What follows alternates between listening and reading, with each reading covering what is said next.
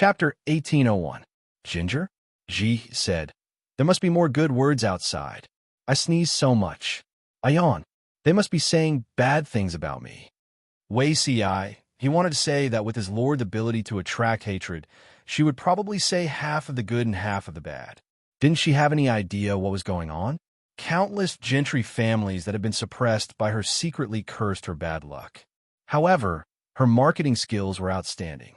Not only did she give herself the title of the Child of Destiny, she even gave the child in her womb the title of the reincarnation of the North Star. Once the child was born, no matter how many more children they had in the future, they would not be able to defeat this one. The halo was too powerful, not to mention fighting for it. They probably couldn't even think of fighting for it. But will it be bad for the child if he's too famous? Wei Ci was afraid that he would carelessly praise the child to death while raising her. Moreover, the one who would be praised to death was his own mother. That would be a pain in the ass. Ginger? G twirled the toothpick and bared her teeth. What's wrong with it? Children should be cool. Otherwise, why would I call you my child? Wei Ci, if the child were to die from excessive praise, the mother would be the main culprit. After all, everything is unpredictable. Just like Wei Tsong in his previous life, Wei Ci did not want this child. To be precise, he did not expect to have this child. It would be fine if it was a girl, but if it was a boy, not only would it shake Her Highness Jiang Yan's legitimate status, but it would also threaten His Majesty's life. The situation in the court could not tolerate such a legitimate son. When he found out that this child was specially born by Her Majesty to continue the Wei family's lineage, Wei Ci's emotions were so complicated that he could not be sorted out. Of course, the child could not be ruled out as Her Majesty's entrapment, but half of it was planned for Wei Ci. With this thought in mind, Wei Ci felt that it was a great gift from the heavens and did not dare to ask for anything else. He wanted to raise Wei Tsong well. Other than status and honor, Wei Ci had done everything he could. She hoped that he would spend the rest of his life as a famous scholar, doing what he wanted to do and traveling around the world. They didn't have to endure the pain of separation in a chaotic world, and they didn't have to endure the predicament of hunger and cold. Life was like floating clouds, free and unrestrained. Now that he thought about it, Wei Ci had been too subjective and had forgotten that Wei Tsong was not him. What he gave the child might not be what the child wanted. Now, my lord, in this life, I only want this one. The second one was destined to be the threat of boss. Incense offerings and whatnot could go to hell. In his previous life, Wei Ci did not cling to the family line. Otherwise, he would not have been targeted by Her Majesty when he was still single at the age of 30, right? With such a damned fate that cursed his entire family, he would have long laid flat and let fate trample all over him. If another Wei Tsong appeared, they would still end up with the same outcome. Ginger? After Ji Yinshu finished picking her teeth, she told him some bad news. This is a twin. You can't just have one. Wei Ci was speechless. Ginger? Ji said, didn't I say that the dragon and phoenix in my dreams enter my arms? No matter if the dragon and phoenix were male or female, there would definitely be two. Wei Ci said with difficulty, dragon and phoenix entering one's bosom. Isn't that just nonsense, my lord? There was no such dream. Ginger? Ji Yinshu nodded. The dream is nonsense, but the essence is real. Wei Ci was confused again. Since ancient times, there has never been a twin who inherited the throne. They looked exactly the same. What a good basic condition for usurping the throne. If they encountered a damned emperor or prince who swapped identities, wouldn't the imperial court and imperial harem be in a mess? If one was a dragon and one was a phoenix, it would be a good omen. What if the two children were of the same gender?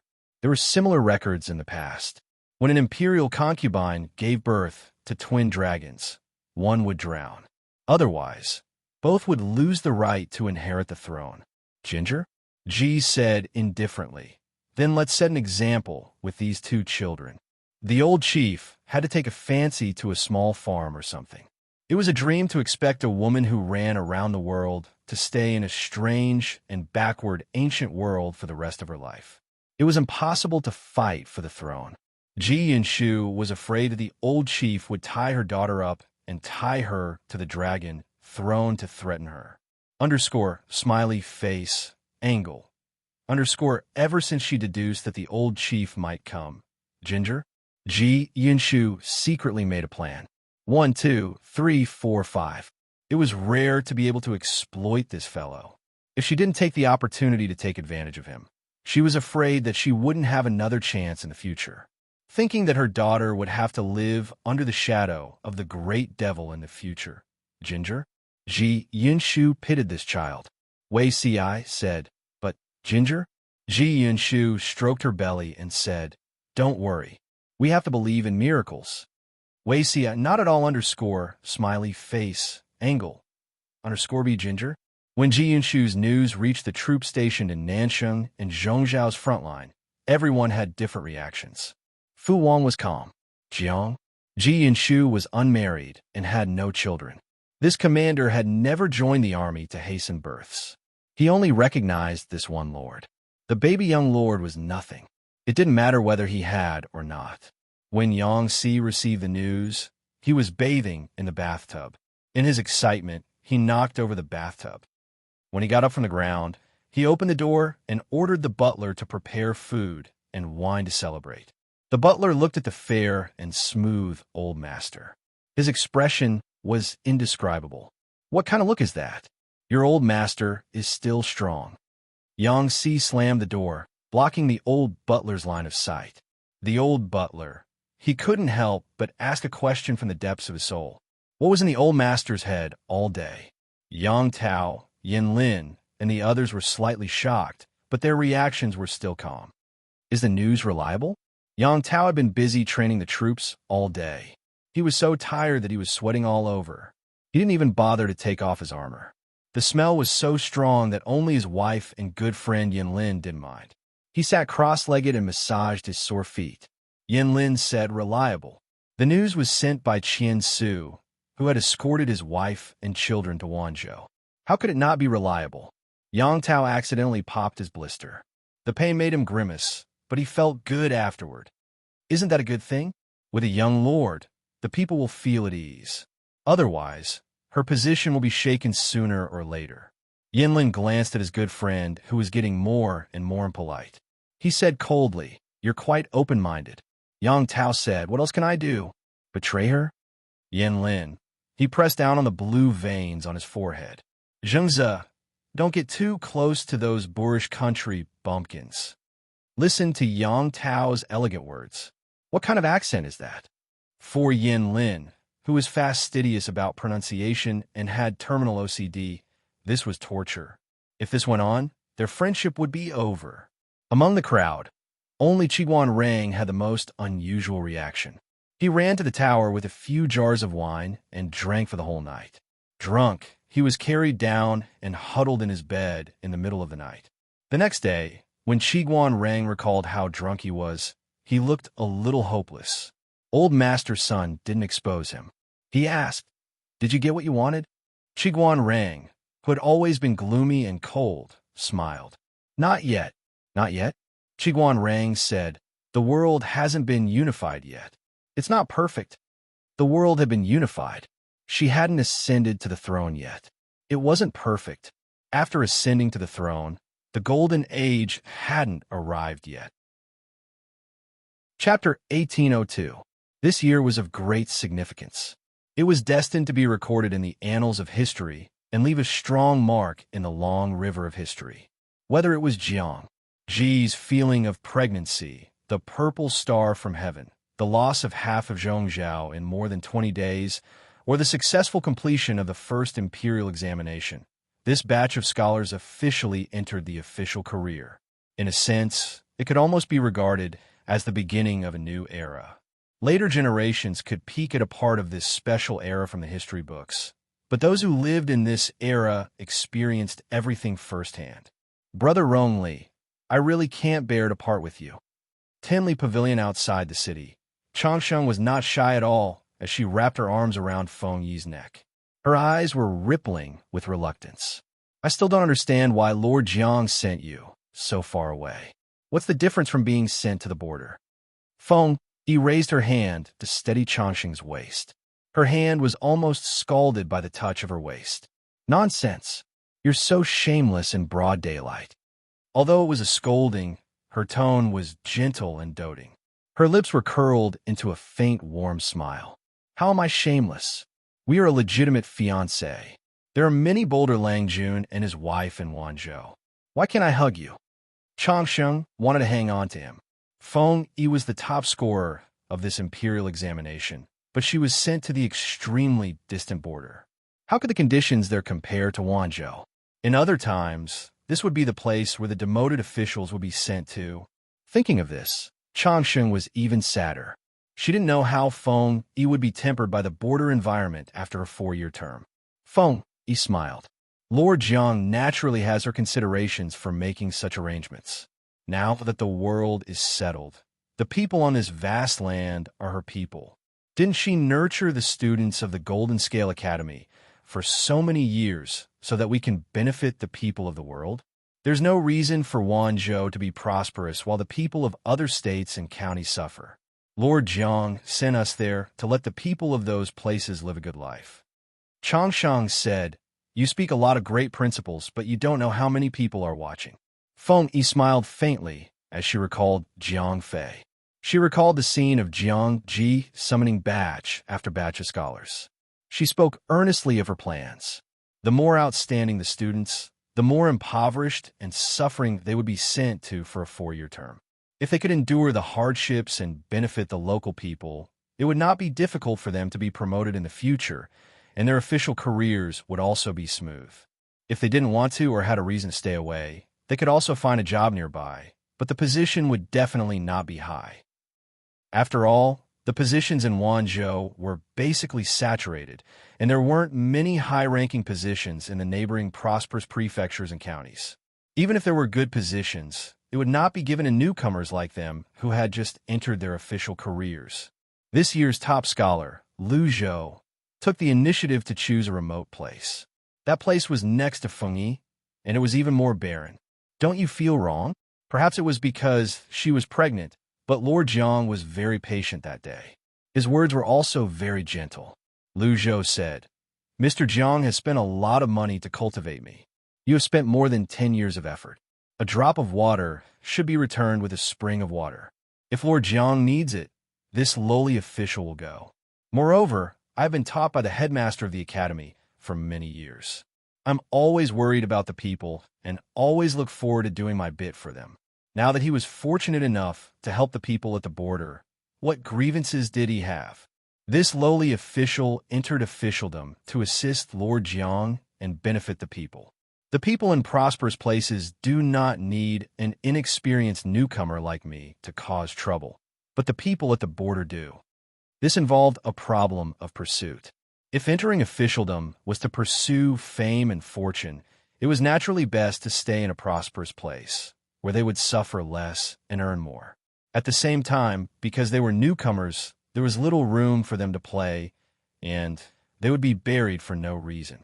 If entering officialdom was to benefit the people and share the burden of the king, where would they go if they didn't go to be an official where they were needed? Lu Zhou didn't think Jiang Ji's arrangement was to send them away. Don't doubt it. She was such a brainless fan. Which girl from the female class didn't like Lord Jiang? After Lu Zhou said everything, the expressions of the other people in the same department were a little subtle. Some people were willing to be transferred to other places to shine, while others, after hesitating, wanted to stay closer because of their parents, health, and other reasons. Everyone had their own aspirations, and they couldn't be forced. Jiang Ji also knew how desolate and difficult those places were, so she assigned each of them with guards and a special channel to submit letters. Their letters would be delivered to Jiang as soon as possible. On Ji's desk, go ahead and do it. As long as it is beneficial to the people and the country, I will support it. Jiang Ji hesitated for a moment, then added a sentence. No matter what kind of stinky power you are facing, remember, the person standing behind you is me. Feng Yi collected his thoughts and smiled. If they want to watch the show, then so be it. How can the sparrows know the ambitions of the great? Changsheng smiled. Yeah, They're a bunch of sparrows with no vision. No wonder Lord Jiang taught them a lesson over and over again. Feng Yi hesitated for a moment, then hugged her waist and pulled her into his arms. 4 years later, I will come back and marry you. Chang Sheng said, for years, it just so happens that I have graduated from the academy. Maybe I will look for you first. Time always passed very quickly, and it was time to set out on the road. Chang Sheng hugged his waist and said angrily, you are not allowed to flirt when you are an official. Not women, not men. Yes, it's yours. Feng Yi comforted her. Study hard in the academy. Don't neglect your studies. Chang Sheng said, just watch. The next top scholar will be me. Feng Yi hugged her for the last time, turned over and got on the horse. He waved the horsewhip and went on the official road. Realizing that Chang Sheng's gaze was still on him, Feng Yi waved the horsewhip hard. The breeze blew his sleeves, leaving the brightest color in the most beautiful age. Similar scenes were happening everywhere. This group of scholars went to a remote place to be an official without a word of complaint. Among them, the majority were students from the Golden Scale Academy. Those who secretly mocked them felt bored and gradually shut their mouths. In many people's eyes, going to a remote place to be an official was demeaning. How many officials in the previous dynasty died on the way to being demoted? These young and vigorous scholars ignored this point and resolutely went on their way, which made many people sigh. If someone paid attention, they would most likely find that these scholars were mostly from humble families. When these scholars return, the gentry will have a headache. Jiang? It was not scary that the important officials around Ji were from humble families. What was scary was that most of the middle and lower levels were from humble families. When the Jiang dynasty was established, the humble families would not be at a disadvantage in the fight between the gentry and the commoners. It would most likely maintain a stable situation. Master Yuan Jing was pleased that his students had such a high level of understanding. Of course, this did not exclude Jiang. Ji's words, "The person standing behind you is me," were too passionate. It made these young people's blood boil. The great scholar Wan Xian had aged a lot these years, but his spirit, qi, and spirit were more vigorous than before. Chapter 1803. Grass Snake Gray Line, thousands of miles long. It seemed like a bold move, but it actually contained deep meaning and concerns. When she founded the Golden Scale Pavilion and the Golden Scale Academy, she did it under the pressure of the aristocrats. Everyone thought that she only wanted to promote the poor. Although the aristocrats were angry, they did not realize the current situation. Who would have thought that one after another, in the end, everything would be linked to each other and everyone would be trapped? Of course, this method also required charisma. Jiang? Ji undoubtedly had this quality. If I can see these children bring a different kind of vitality to the world in my lifetime, I will have no regrets in this life. Yuan Jing did not teach his students how to pursue fame and fortune. In the end, it was all about one word: people. Benefiting the people, not for their own selfish desires. It was just that it was too difficult to achieve this. People's selfish desires could not be controlled by external forces. What Master Yuan Jing could do was to try his best to instill his own ideas in his students and set an example. He had taught for many years and never became an official. It was also because of his unique stubbornness and perseverance. Wan Xian laughed and said, "I still have a long life. These people were all strong. It would not be a problem to work hard for another 20 to 30 years. Would have no regrets in this life. There was only hope when one was alive." Wan Xian fled Zhongzhou in a sorry state. Now half of Zhongzhou was in Jiang. Ji's hands, he could go back in glory. As the midsummer arrived, Ji's popularity was pushed to another peak. Others racked their brains for her, but she lived a comfortable life as a pregnant woman. "TSK, the young master in my belly is more important than me." Wei Si said, "Why do you say so, my lord?" "Of course, my lord is more important than the young master." Ji said, "In the past, when I was lazy, you would dig 3 feet into the ground to find me. Now, you're fighting for work. The difference in treatment is so big." Everyone was fighting to work overtime. Ji's slight movement of the bamboo slips would attract countless worried gazes.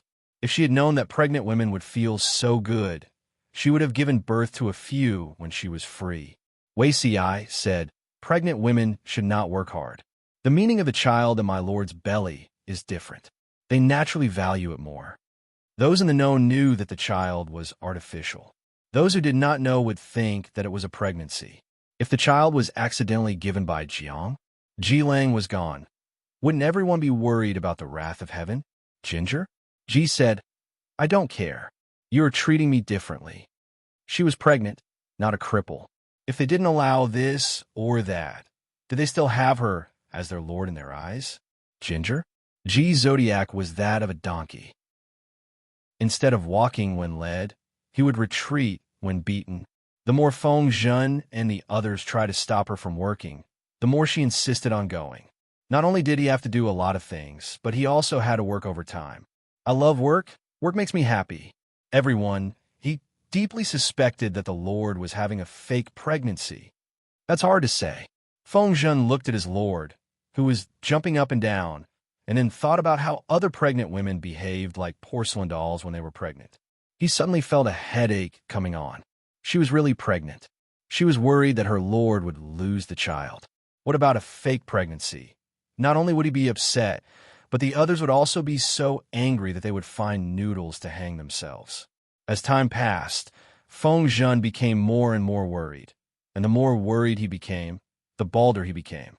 Where did his Lord's pregnant belly go? Where did my Lord hide her pregnant belly?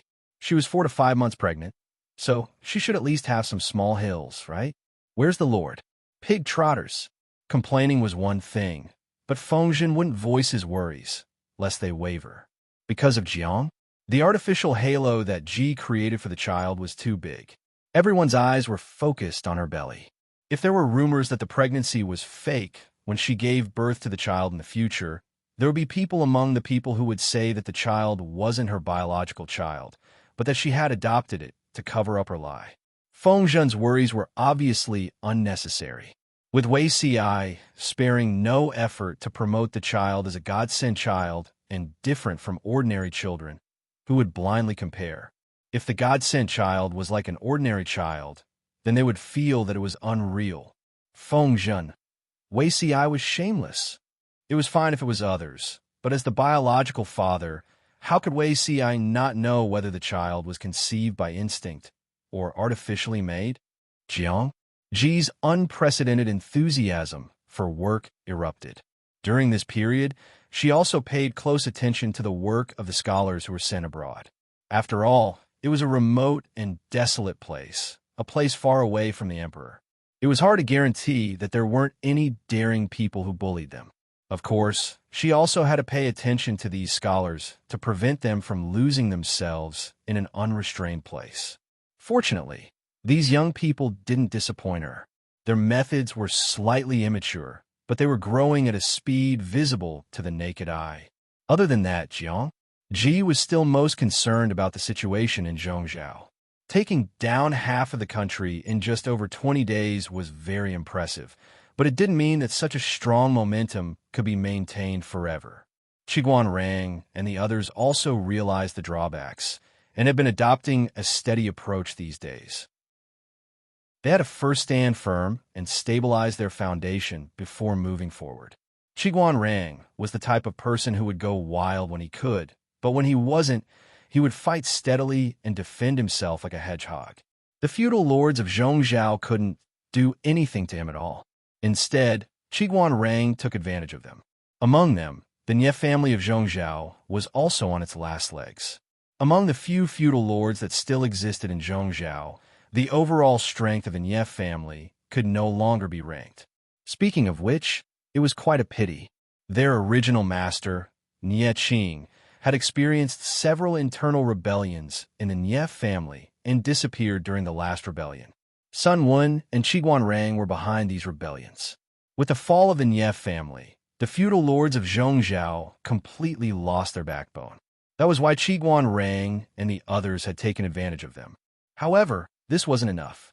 Old Master Sun Wen asked Qiguanrang, "What are you calculating?" Qiguanrang replied, "Calculating the hour." Our? Craning his neck to take a look, old Master Sun, Wen's expression became more subtle. If he wasn't mistaken, Qiguan Rang was calculating the hour of his lord's pregnancy and delivery. What are you trying to do? Old Master Sun, Wen was a little confused. Even though he was experienced and knowledgeable, he couldn't understand Qiguan Rang's operation. Qiguan Rang said, "Before the young lord is born, I want to take down the other half of Zhongzhou." Having only half of Zhongzhou was inauspicious. Taking down the other half before the child was born would make it a whole. This was a good sign. Sun Wen was speechless. Had Qiguan Rang ever considered the elderly? No, he hadn't. He only considered the lord and the young lord. Even his own father wasn't as dedicated as him. Old Master Sun thought of how Dongqing and Nansheng had all closed down and only Zhongzhou was still in full swing. He suddenly felt like he had shot himself in the foot. Back then, Feng Zhen and the others had worked themselves to death and fought battles everywhere. They weren't as carefree as he was. Looking back now, he suddenly realized that the arrows in his heart were the flags he had set back then. Qiguan Rang still felt that it wasn't enough. He sent people to Xichang and Beiyuan to investigate. Know yourself and know your enemy, and you will never be defeated.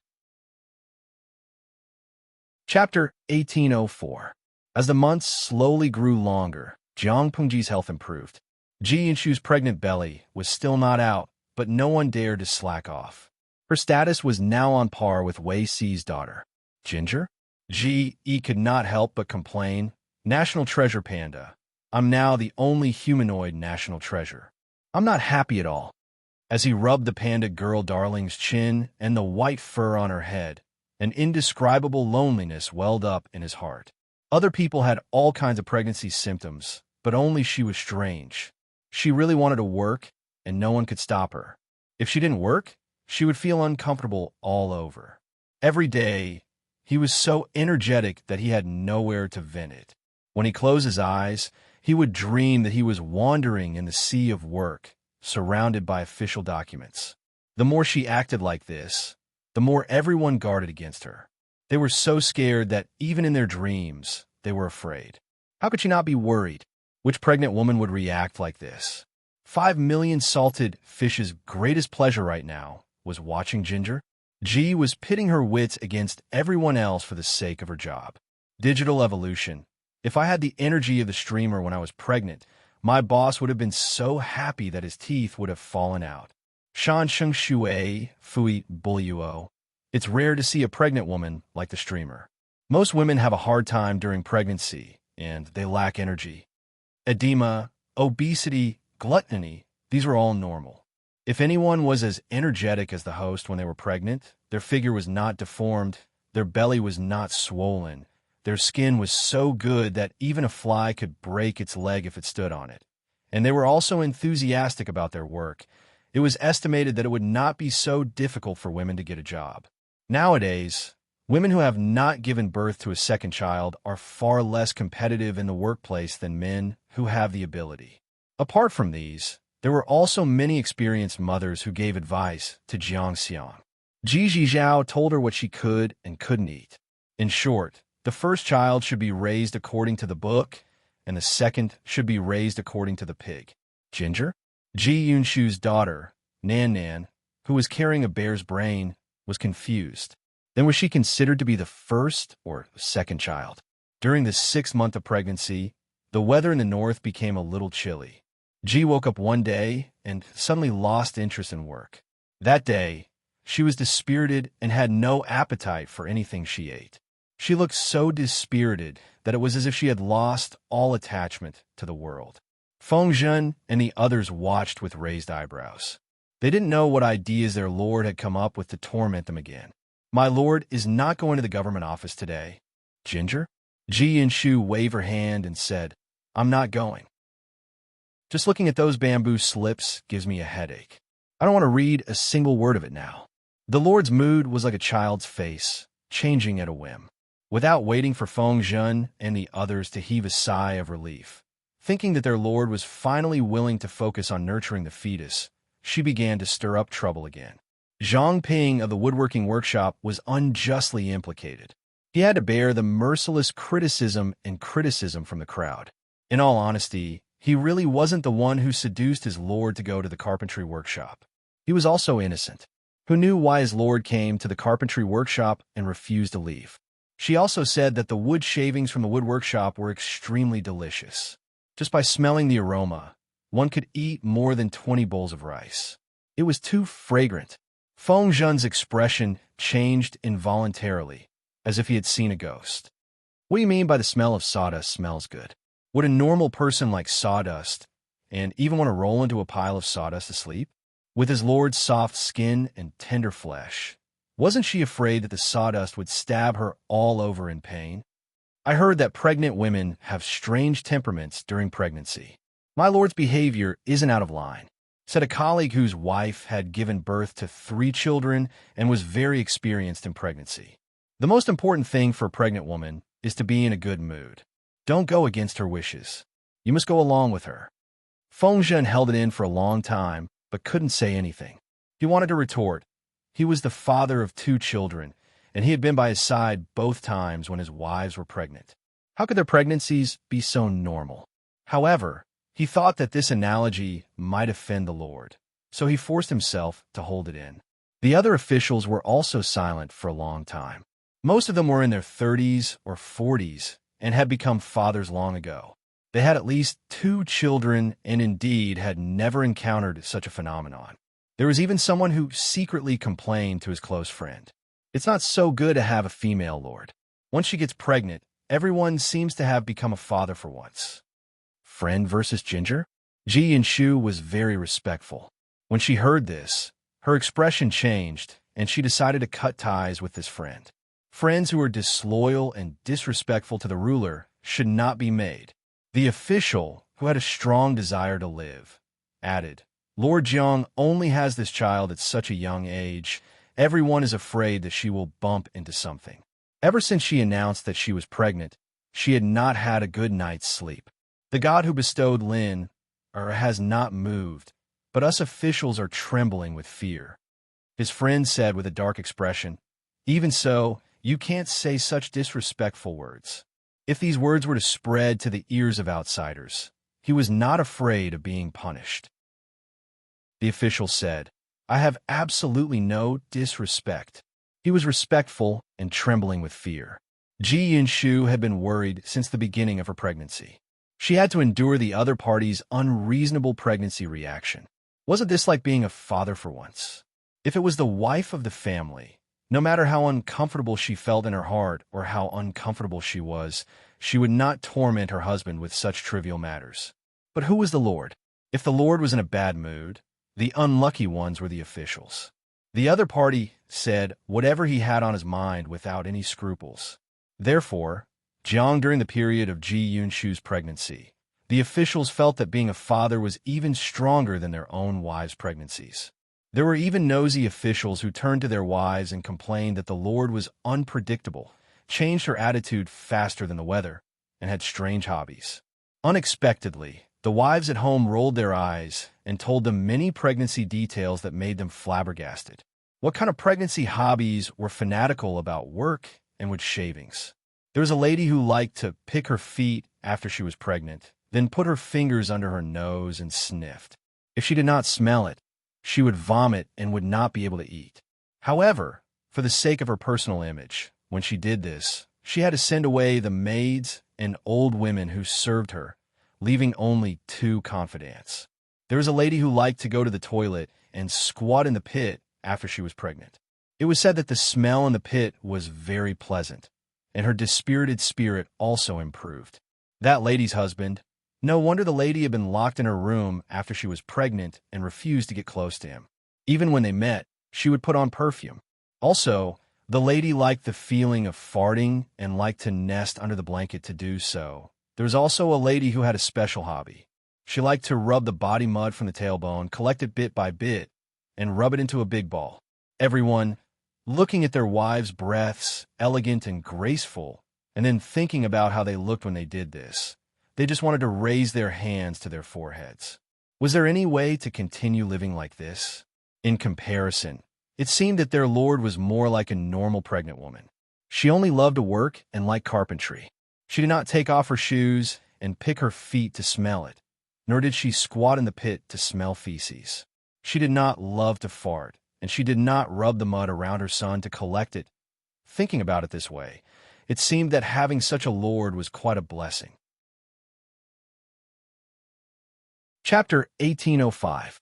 Zhang Ping and the rest had experimented and explored repeatedly. With Ji's help, they had already made natural rubber that could be used to make solid tires. It was just that this kind of tire was heavier.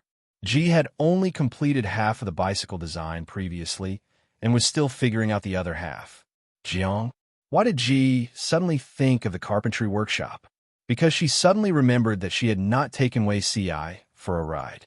A bicycle was needed for a ride, and Zhang Ping and the rest were inefficient, so they had not sent the finished product to her. As the saying went, do it yourself, and you will have everything you need.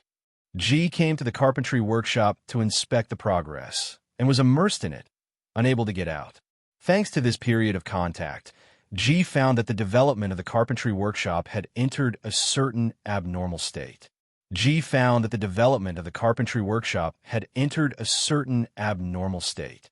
They had accumulated enough experience, and their practical and creative abilities were not low, but the gap was very serious.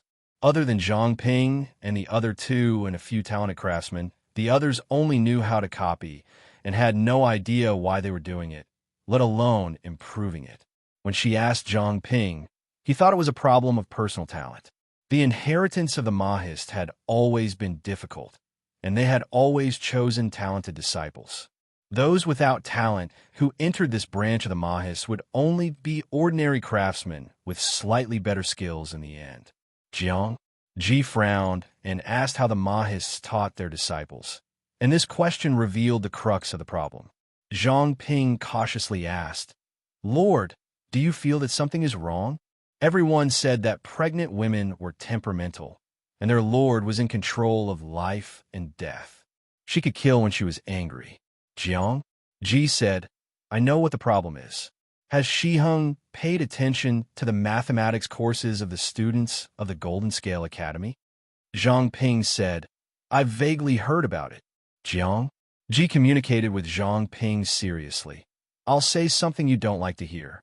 The Mahist theory itself is not suitable for the complicated court, but this does not mean that the Mahists are less useful than the Confucians and the legalists. On the contrary, in the way of the people's livelihood, it has a role that the Confucians and the legalists cannot compare. Whether it is the Confucians, the legalists, or the Mahists, descendants are the foundation of inheritance. Without descendants, no matter how amazing the knowledge is, there will be no one to inherit and pass it on. I don't think that the Mahists have high requirements for descendants. I feel that the Mahists have taken a detour on this path, or should I say, the wrong path. I've been observing the carpentry workshop for the past few days and found that many people know what to do according to the blueprints. Their craftsmanship is superb, but when the parts are slightly adjusted, they will mess up. There are many similarities between the manufacturing methods of many things. If he could summarize these similarities, wouldn't he be able to avoid many detours? Can you simplify everything? After listening, Zhang Ping pondered for a long time. He seemed to have grasped something, but he could not grasp the gist of it. He could only ask Jiang for help. Ji, your subject is ignorant. Please clarify further, my lord. Ginger? Ji said, for example, in the computational classic of Zhou, Shangao said, fold the rules, hook the 3, cultivate the 4, and the 5. The 9 chapters of arithmetic says, multiply the Pythagorean, and divide it, that is the chord. Between them, other than this example, are there other constant and unchanging rules? I feel that if we can decipher these, or rather, summarize them, the future generations will be able to avoid many detours. Now, the most important thing for the carpentry workshop is not to invent many siege weapons or defense weapons. The world is about to be settled. Their role will also change from attacking the enemy to deterring those thieves in the surrounding countries, so that foreign enemies will not dare to invade the people. However, this does not mean that the carpentry workshop has lost its purpose. It can only turn to research things that are beneficial to the people. I hope that it can continue to develop and go further. I even want to add this knowledge to the textbooks of the Golden Scale Academy so that they can learn it. Experience can only be understood and not explained, but knowledge is different. It is better to memorize than to know nothing. After listening, Zhang Ping was silent for a long time. Occasionally, confusion flashed across his eyes.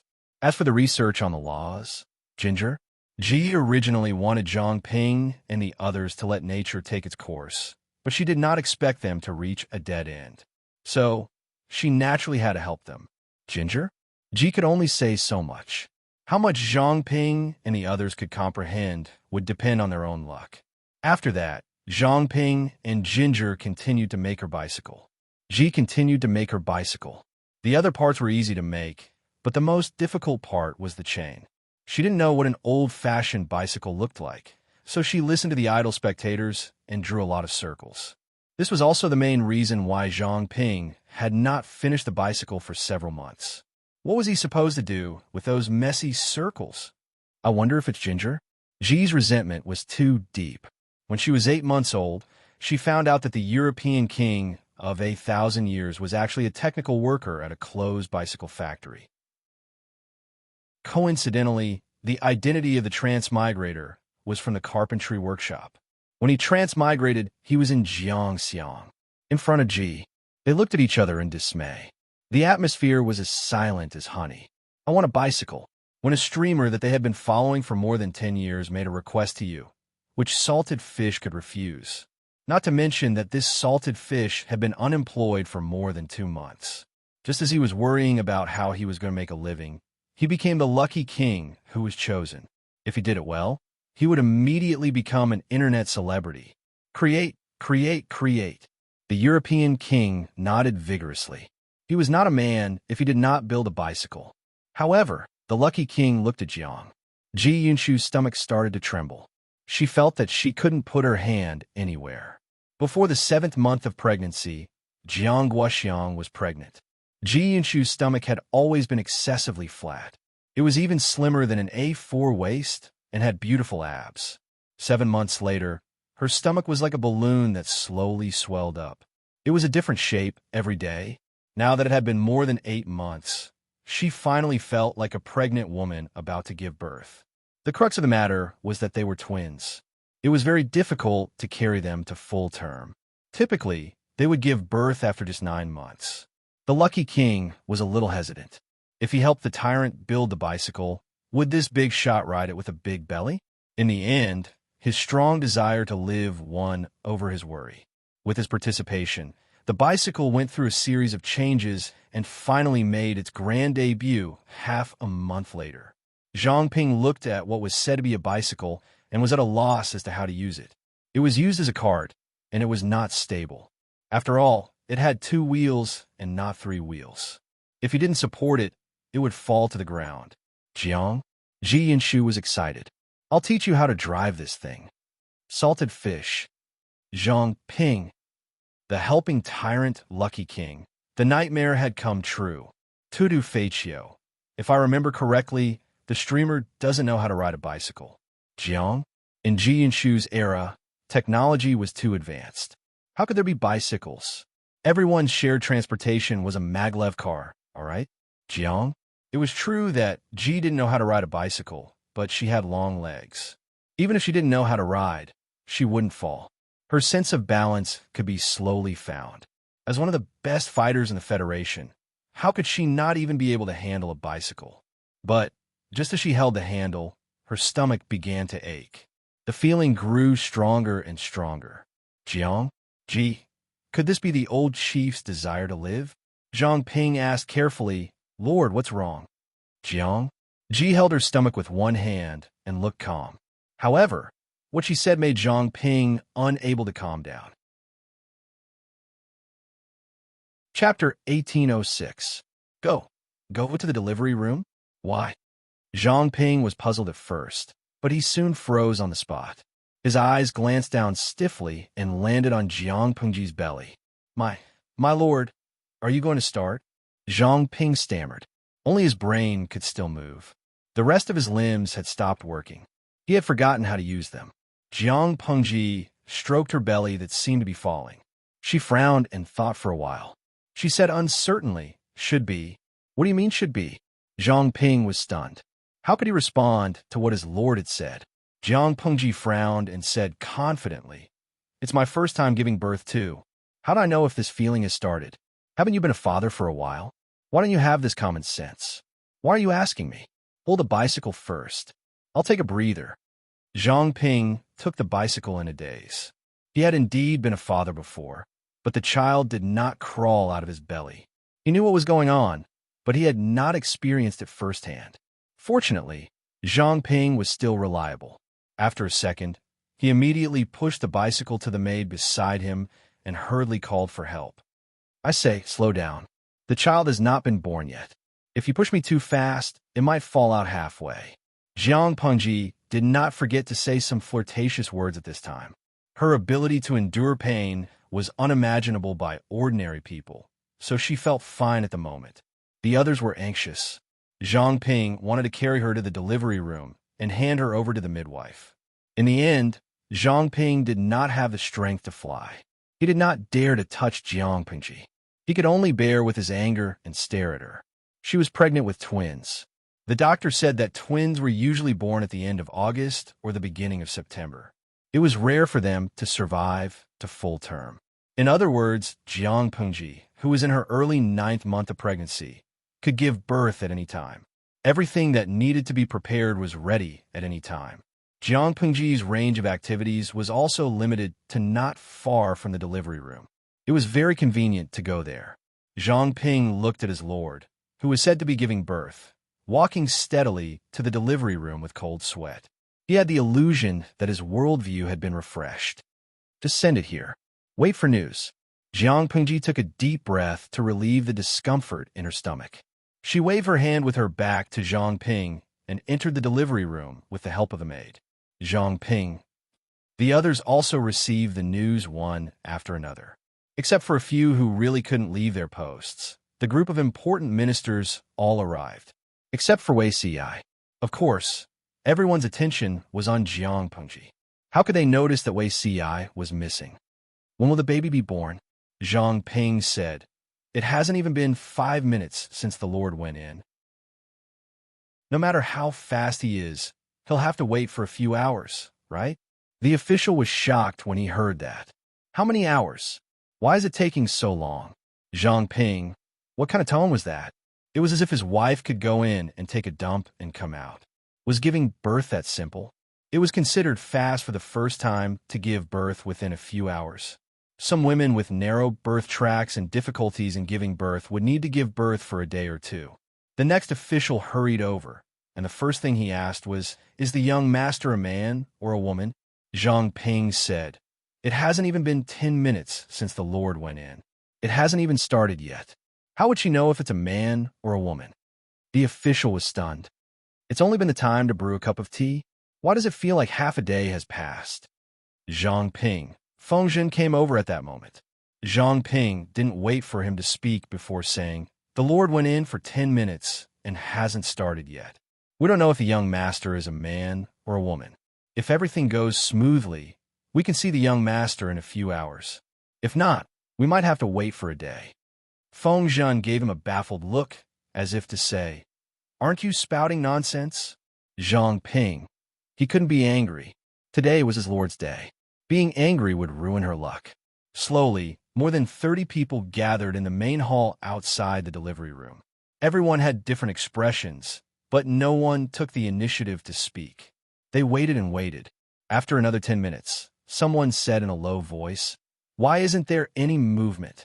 As the standard men in the feudal era, their children would wait for the harvest after sowing. Some of the better ones would spend the pregnancy with their wives. Some of the worse ones would just leave the work to them and only care about their children. Even when their wives gave birth, they would wait in the study. Therefore, they only knew that pregnant women would scream in pain during childbirth, but they didn't know the details. They thought that all women went through the same process during childbirth. "Maybe it hasn't started yet." Fengzhen also said, "Maybe it's to save energy." Qian Su and Lu Zheng sat in the corner. Occasionally, they would look in the direction of the delivery room. Their expressions were similar, but their thoughts were different. He held the blessing of peace in his palm and muttered in a low voice, "I hope the birth goes smoothly and there are no twists and turns." He meant what he said. Jiang Pengji treated Yang Tao and his former subordinates very leniently. If it were another lord, things would be different. The best outcome would be the safety of the mother and child. The worst outcome would be the death of the child. Those with ulterior motives could take the opportunity to spread rumors that Jiang Pengji was not the chosen one by God and that she had Kursui star. The worst outcome would be the safety of the child and the mother dying in childbirth. It would be convenient for those with ulterior motives to seize power. The worst outcome would be the death of both mother and child. In that case, such a situation would probably not happen. Those people were ruthless, but they wouldn't want to see the world that had just been stabilized return to war. Lu Zheng said, "It will go smoothly and be safe for all three of us." Qian Su turned to look at him. Lu Zheng was a surrendered official and kept a low profile. She didn't expect him to appear here today. There won't be any accidents. Lu Zheng was certain. Qian Su said, "I hope so." Although she said that, Qian Su was not confident. It was too dangerous for a woman to give birth. Even if there were no external forces plotting against her, it was easy to have a dystocia and hemorrhage. Everyone outside was panicking, but the atmosphere in the delivery room was quite harmonious. The midwives that were originally prepared were not put to use. Or it could be said that Jiang Pengji had someone she trusted more. The midwives became decorations. She entered the delivery room and turned off the live stream. It was said that Weibo had long been prepared and borrowed external servers from a big company. They hoped that Weibo could withstand the wave of traffic attacks. Thinking of that situation, Jiang Pengji couldn't help but laugh again. The servant who was supporting her said, "I've served so many ladies giving birth, but this is the first time I've seen someone enter the delivery room with a smile. Lord Jiang is in good health and will give birth to Lin smoothly. Thank you for your auspicious words." Jiang Pengji's face was very pale, but her smile was still considered relaxed. The production tools of this era were very backward. Women gave birth while lying on the bed or squatting on the ground. The latter was easier to exert force than the former, but only peasant women would do that. Women were in severe pain during childbirth. It was really cruel to make them squat to give birth without relieving their pain. Jiang Pengji had no experience in childbirth, but the salted fish in the 5 million streaming room was not incompetent. Through teaching, she made a delivery bed that could be used for sitting and lying. The design of the delivery bed was convenient to exert force, but the people of this era felt ashamed when they saw it. They didn't understand its use. The midwife looked at it and felt puzzled. Jiang Pengji said, "Go to the side and wait." The midwife, Genius, remembered the website address in a second. Mobile version. Chapter 1807. Soon, the midwife understood that she was just a decoration. A man who should never have appeared in the delivery room. Get them to cover their eyes. Don't look at things they shouldn't see. Jiang Pengji's tone was very calm. One could not tell that she was a pregnant woman who was about to give birth. Wei Si said, "Leave it to me, my lord." The delivery room was cleaned up. Irrelevant people were herded to the cubicle to wait, including the midwife and the doctor. Only the maidservants who were in charge of boiling water could wait outside. They were all watched by special people. Some had ulterior motives and were extremely afraid. Some were baffled, but did not dare to object. This doesn't look like the grandeur that Lord Jiang should have when giving birth. Jiang Pengji was still in the mood to joke at this moment. Wei Si said, "Giving birth doesn't require so many people to move around.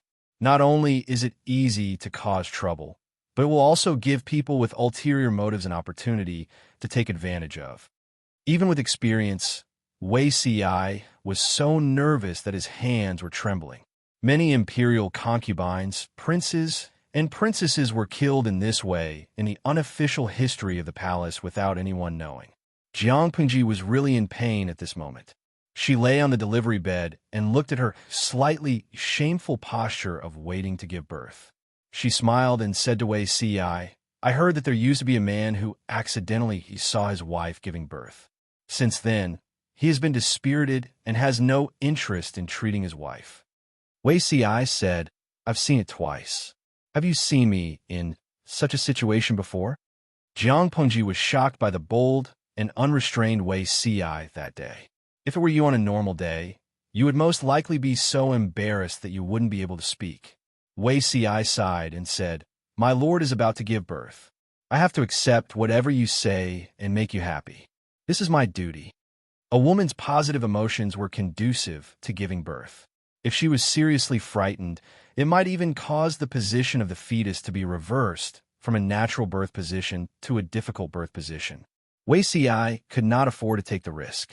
If this could make the Lord feel more relaxed, why not let her tease him a little? Why are you touching my stomach? After her pregnant belly appeared, she was particularly ticklish. Wei Si's warm fingers touched her stomach, making her want to laugh. Touch the position of the fetus. If it's not in the right position, turn it over before the fetus enters the basin. There's such a method? Wei Si said, I specially found someone to learn it. I disguised myself and followed them to a few places and learned a thing or two. Jiang Pengji laughed. Are you going to dress up as a girl? Wei Si answered patiently. If I was dressed as a man, they wouldn't have let me in. I'm afraid I would have been beaten out by the host. Cross-dressing. Wei Si, he actually didn't get beaten out? Jiang Pengji scrutinized Wei Si's serious face. She was not surprised. His appearance was exquisite and beautiful. He didn't have the cold and hard edges of a man, but he wasn't as feminine as a woman either. After dressing up a little, applying some makeup, and changing into a more voluminous female outfit, one would indeed look like an iconic beauty at first glance. Although they are twins, the positions of the fetuses are very good. After the examination, Wei Si heaved a sigh of relief. The probability of a natural birth of twins was not high. Most of the time, one would die prematurely. Did you experience dystocia because the fetus was in an irregular position? Wei Si said, Her Majesty's body was suffering from a chronic illness. She was entangled with worldly affairs and did not take good care of the fetus. She met with trouble during childbirth. In the end, both mother and daughter were safe. When a woman gave birth, outsiders could not help much. Don't be fooled by the scenes of people giving birth in the TV series. The midwives worked very hard, and the maids fetching hot water ran back and forth. If you really went to a modern delivery room to take a look, you would realize that when the delivery room was busy, one midwife had to look after several beds of pregnant women. According to the TV series, the nurses and doctors would be too busy even if they had 3 heads and 6 arms. Wait until the uterus is almost open before exerting force. My lord can save up some strength now. Wei Si used a handkerchief to wipe away the beads of sweat that rolled down her forehead and almost wet her eyelashes so that she wouldn't feel uncomfortable. Then talk to me for a while. Jiang Pengji's ability to endure pain was extremely high, but this body was not original after all. No matter how much pain she could endure, there was an upper limit. What does my lord want to talk about? Jiang Pengji said, Anything is fine. I'm really in pain now. Talk and be distracted. Her pain was really painful. It was not the pain that she used to say when she was acting coquettishly or teasing Wei Si. However, Wei Si could only watch and was unable to share her burden. Jiang Pengji forced a somewhat stiff smile. I want to hear how you like me. The two of them did not make much noise when they spoke. Those who were a distance away could not hear what they said, let alone the people waiting outside the delivery room. Feng Jin and the others waited for more than 2 hours. This was probably the longest they had ever waited for more than 2 hours. Afterwards, when some people recalled it, they could not help but complain that even their wives did not wait for so long when they gave birth. At that moment, no one had the mood to laugh at themselves. There was no movement in the delivery room. Their hearts could only be raised high, with nowhere to rest. Some people could not help but imagine situations such as a hemorrhage and dystocia. The more they thought about it, the more afraid they became. The more they were afraid, the more they could not get rid of the images in their minds. The real situation was very different from what they imagined. Jiang Pengji's delivery was very smooth. Because of her special body, her belly did not really show until 7 months. She did not have too much nutrition during her pregnancy, so the size of the fetus was not big. When Wei Ci said that he could see the baby's head, her body was a little numb from the pain, but she still did as she was told. At that moment, Wei Ci was calm. He steadily helped the baby out of the birth canal with both hands. His actions were agile. Jiang Pengji felt her belly loosen up a little. She asked while sweating profusely, "Is it a boy or a girl?" "It's a girl. It's a girl." Even though Jiang Pengji already knew the answer, she felt that there was a different meaning in asking after going through the procedure. The eldest daughter was small, but her voice was very loud. Her voice could be heard in the main hall outside the delivery room. She cried pitifully. Jiang Pengji, no matter how Wei Ci coaxed her, she did not stop crying. Jiang Pengji waved her hands weakly and said, "Let her cry for a while. She's been wronged." Wei Ci?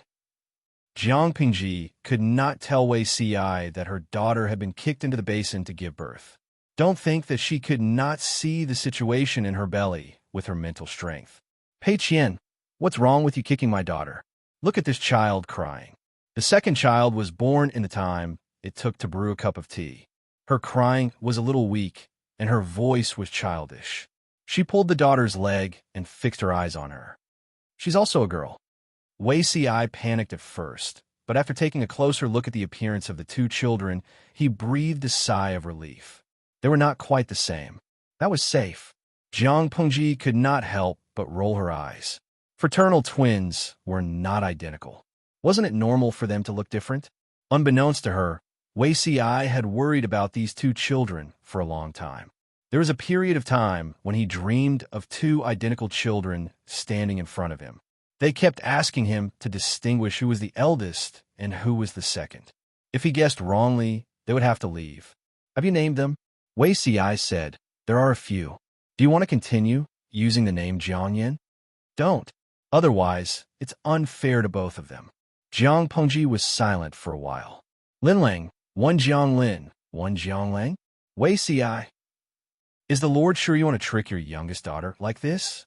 The character Lang has a good meaning, but do you still remember your surname, my lord?" "Jiang Lang, Jiang Lang.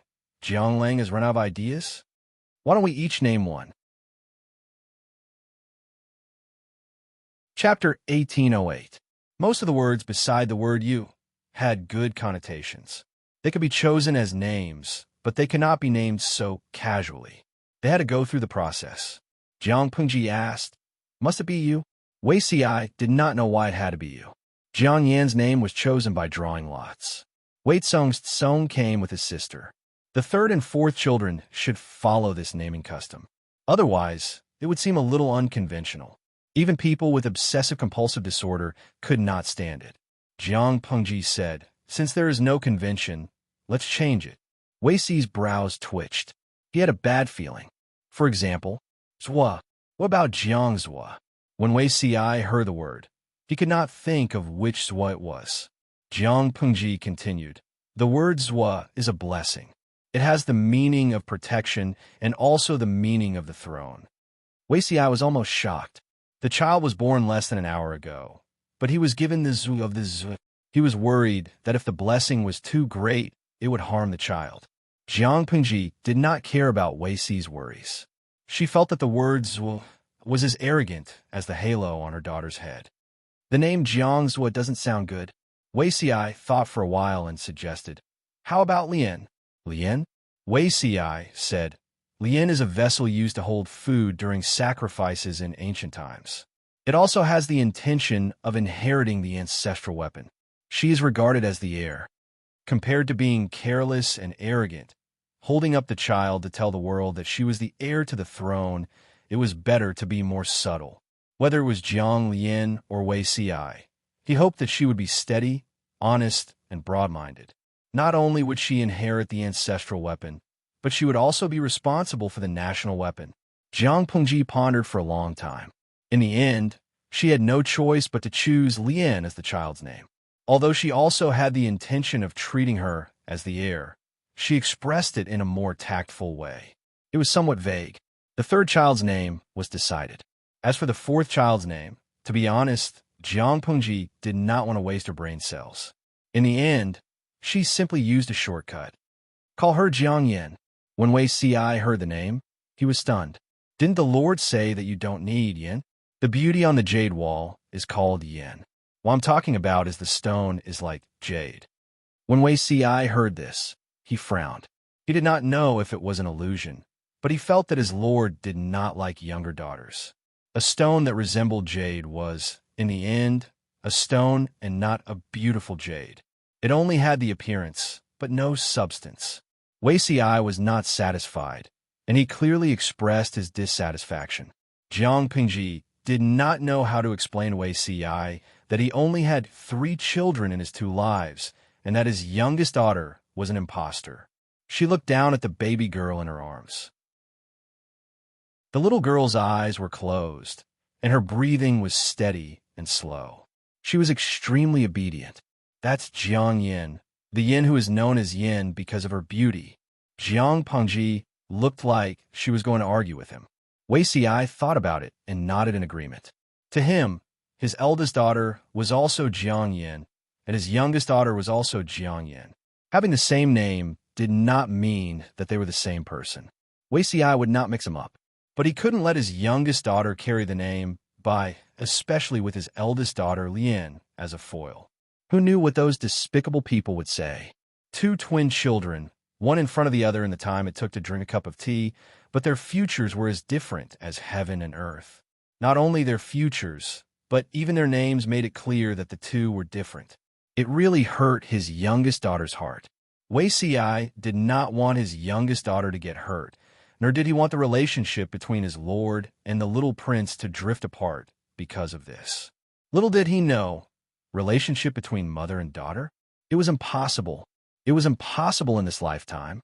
Jiang Pengji was worried that when he grew up, he would beat her until he called her daddy. Therefore, she wanted to take advantage of him smiley face, angle, when his wings hardened. Jiang Pengji's health was very good. Even though she had gone through a labor, she could now pack up and carry the child out. Since the child's first cry, everyone had been waiting anxiously for the young lord to come out. In the end, after waiting and waiting, there was still no movement from the delivery room. It couldn't be. Could something have happened to the lord? Feng Zhen and the others' hearts suddenly jumped to their throats. They wanted to send someone to inquire, but it was impossible. Finally, they saw their lord, who looked tired but still in good spirits, come out with 2 children in each of her arms. Everyone, in their impression, women were so weak after giving birth that they couldn't move, but their lord could still carry 2 children out at the same time. What a godly person! Despite their complaints, everyone still bowed down and congratulated her in unison. Congratulations, my lord, on the birth of Lin Jiang Pengji said. The eldest daughter is Jiang Lian, and the second daughter is Jiang Yin. Twins? Hearing that the 2 children were of the same gender, a few observant officials frowned. Children who looked the same were not suitable to be the heir, unless one was gone or they had another child. Jiang Pengji did not have time to care about what they were thinking. She let the children's wet nurses carry them and sat on the mats on each side, accepting everyone's greetings. Not far away, the people in the front row could clearly see the children's faces. Upon closer inspection, they did not look alike. Seeing this, they breathed a sigh of relief. At this moment, no one asked for a snub and suggested that Jiang Pengji give birth to a boy to inherit the throne. Why? The halo on Princess Lian's head was too dazzling. She was Ziwei, a gift from the heavens. Who could defeat the incarnation of Ziwei the Great, who came to the world? Of course, there were also people who hoped that the male heir would inherit the throne, but they did not dare to say it out loud for fear of incurring the wrath of the heavens. For now, they would take things one step at a time. If Princess Lian and Princess Yin were not qualified enough to inherit the throne, they would persuade the Lord to give birth to another child in the future. They could not hand over the throne to a mediocre heir, and the heir was a woman. The storm passed like this for the time being. Jiang Pengji also began to be pressured into confinement. Confinement isn't scientific at all. My body is very healthy. Do you believe that I can overturn 10 Fu Wongs? She had to lie in bed for a month without washing her hair or bathing. She could only wipe herself with hot water. It was unbearable. Wei Si advised her to bear with it so that she would not suffer from confinement sickness. If she was really bored, she could play with the children. The twins were much smaller than the single babies. They lay in the swaddling clothes like a small ball. Their skin was bright red, and their facial features were wrinkled. They looked like little monkeys that had been shaved. However, Jiang Pengji did not say this metaphor out loud. Otherwise, Wei Si would nag at her about how inauspicious it was. They're so ugly.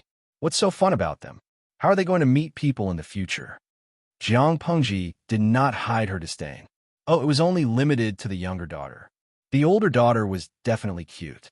The servant with a clean identity said, "Don't worry, Lord Jiang. The two princes are very handsome. You can see it when they're 1 month old." Children changed every day. After a while, they would be cute and beautiful. It doesn't matter if they're ugly. They can't get married anyway. Just kidnap whoever you like. The clothes that the two children wore, the diapers that they used, the milk bottles and milk powder that they drank from, were all prepared by the old chief. She was probably the only person in the world who would buy such things for herself. How does it feel to be a baby? She used her fingertips to scratch the sole of the younger daughter's foot. The other party lazily opened her eyes and moved them away slowly. I heard that babies can only see a few dozen centimeters. How did you know I was in this direction? The younger daughter used her fist to fend off Jiang Pengji's harassment. She couldn't hear if she couldn't see clearly. She wasn't deaf. After a while, a hand stroked her butt. Because of this action, the sticky and uncomfortable but became even more uncomfortable. It's a little smelly. The diaper seems to be full. Do you want me to help you change it? The old chief was speechless. Chapter 1809. She couldn't fast forward. She could never fast forward. She could only tease the old chief now, so that she wouldn't suffer losses in the future. Jiang Pengji was on the verge of being beaten to death. Her routine was to play with her daughter in the morning, work in the afternoon, and sleep at night. The poor baby's sleeping schedule was different from Jiang Pengji's. When the latter was energetic, they slept soundly. The eldest, Jiang Lian, only knew how to eat, drink, and sleep. She wouldn't cry when she was bullied. She just pouted and had a quiet personality. The second child was different. Jiang Pengji could still play with her at first, but she would resist later. For example, Jiang Pengji would play with her like a hooligan. Where her face got close, she would kick her nose. Jiang Pengji slyly said, "Ouch, is the milk powder not weak enough? You don't have much strength in your kick. Are you tickling me?" The second child looked at Jiang Pengji faintly, like the gaze of the Grim Reaper. Since the birth of the twins, Jiang Pengji's status in the streaming room had plummeted. She was the big pig Trotter Jiang in their mouth, while the two little kids were Princess Lian and Princess Yin. The second child also became the new Queen's meme pack because of her and Jiang Pengji's intimidating gaze. Tudu Faccio. My Princess Yan's gaze is too sharp. This is the aura of a queen. She doesn't need a big gold chain, sunglasses, and cigars to exude a strong aura that belongs to a big boss. Princess Lian is a fairy-like soft girl. She's so cute, and I want to hug her. Sans his songshu, snacking. Looking at the two princes, I want to have babies every day. But thinking that the princes are someone else's fairy baby, I'm not so tempted. If I want to have such a high-quality baby, I have to find a male god of the same quality as Beauty Ci. Liangping, Puzy snacking. The person above is also narcissistic. Do you think you can compete with Big Pig Trotter Jiang? To have a cute and smart baby like the princes, you must first be comparable to Big Pig Trotter Jiang. The man must be a male god of the same level as Wei Si. Wanya Moshu Kaiwe. Speaking of this, a few days ago, I saw a birthing video. It shamelessly violated the prince's portrait rights and used them as the video material. I was so angry that I made a report and continued to make a report. Wan Shenji, I'm already imagining the gentle and soft Princess Lien and the big boss Princess Yin in a decade or so. How powerful! Looking at the bullet screen, Jiang Pengji could not help but be speechless and choke as the salted fish unanimously categorized their boss, Jiang Lian, as a soft girl. Did they misunderstand the education of old Jiang's family? Soft girl? Impossible. No matter how soft she looked on the outside, she was still black and white on the inside. How could she be a soft girl? Moreover, with the old chief as a younger sister, Jiang Pengji was worried that her eldest daughter would be too domineering in the future. As it turned out, Jiang Pengji's worries were not unfounded. The two children were twins. In the eyes of outsiders, their bodies were not as strong as single babies. Therefore, the third bath was not a big event. It was just a small gesture. After a month of growth, the two children had become as cute and delightful as white jade. Of course, the full moon banquet had to be grand.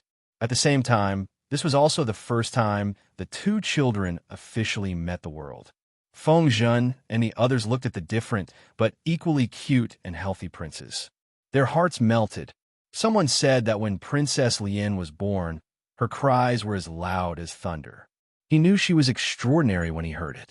Now that he saw her, she was indeed full of nobility. Jiang Lian was the eldest daughter. She also had a meaningful name like Lien. Everyone knew Jiang Pengji's attitude. In comparison, the second daughter, Jiang Yin, received much less attention. She did not like to hear such things. One after another, they flattered her incessantly. It was only because the eldest was not sensible. If she knew, she would be half dead from all the flattery. Unruly people. Who touched my milk bottle? The old chief's eyes suddenly became sharp. He held the milk bottle with one hand and held it with both hands. His gaze was like a knife. Feng Zhen retracted his hand in embarrassment. He was just curious about the transparent bottle and what was inside. The bottle was filled with a milky white liquid. It did not smell fishy like a wet nurse's. Instead, it was sweet and had a nice smell. Seeing Princess Yan's small mouth nibble on the bottle, Feng Zhen could not restrain his curiosity. He wanted to know what milk it was, so he stretched out his sinful claws. He looked around and saw that no one was paying attention. He quickly pulled out the old chief's milk bottle, squeezed some into his wine cup, and returned the bottle to its owner. Feng Zhen thought he had done it without anyone noticing. He did not know that the owner of the milk bottle's eyes had become extremely dangerous. Feng Zhen tasted it and said, "It's not as sweet as I imagined, but it is indeed very fragrant." The old chief was speechless. A bastard who stole a baby's food for a month. Jiang Pengji only had this many people under her command? As he thought about it, the old chief's drinking speed increased. Who knew how long this one-month banquet would take? If Feng Zhen stole her milk again, wouldn't Jiang Pengji laugh at her? Ridicule her for being a good-for-nothing who could not even protect her own food? She drank too enthusiastically and neglected the difference between a baby's body and an adult's. Not long after, she felt a familiar feeling of fullness in her stomach. She was full. She threw the milk bottle aside and reached out to Feng Zhen for a hug. Unruly people, help me burp. Feng Zhen was also a man who had two sons. He knew that babies needed to burp when they were full, so he did not refuse. "Thank you for your love, Your Highness." When the old chief patted his face, Feng Zhen thought that the child was trying to get close to him. The old chief was speechless.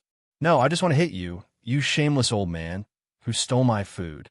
The old chief was deeply aware of how inconvenient a baby's body was. It didn't take long for him to feel sleepy. Perhaps it was because they were twins that two children did everything in sync. One was sleepy, and the other was almost as sleepy. However, the old chief still did not fall asleep, because she was awakened by commotion. It happened a few minutes ago. Although the main characters of the one-month banquet were the two young princes, the people eating, drinking, and laughing were the adults. The young prince was sleepy and wanted to go to sleep. As adults, they continued to drink and have fun, pushing the atmosphere of the banquet to the highest point. At that moment, a sudden rush of footsteps came from outside. A messenger with a black panda flag on his back ran out of the hall unimpeded. In the process, he even stumbled and fell. In order to ensure the speed of communication, the messenger who delivered important information would have a conspicuous flag on his back.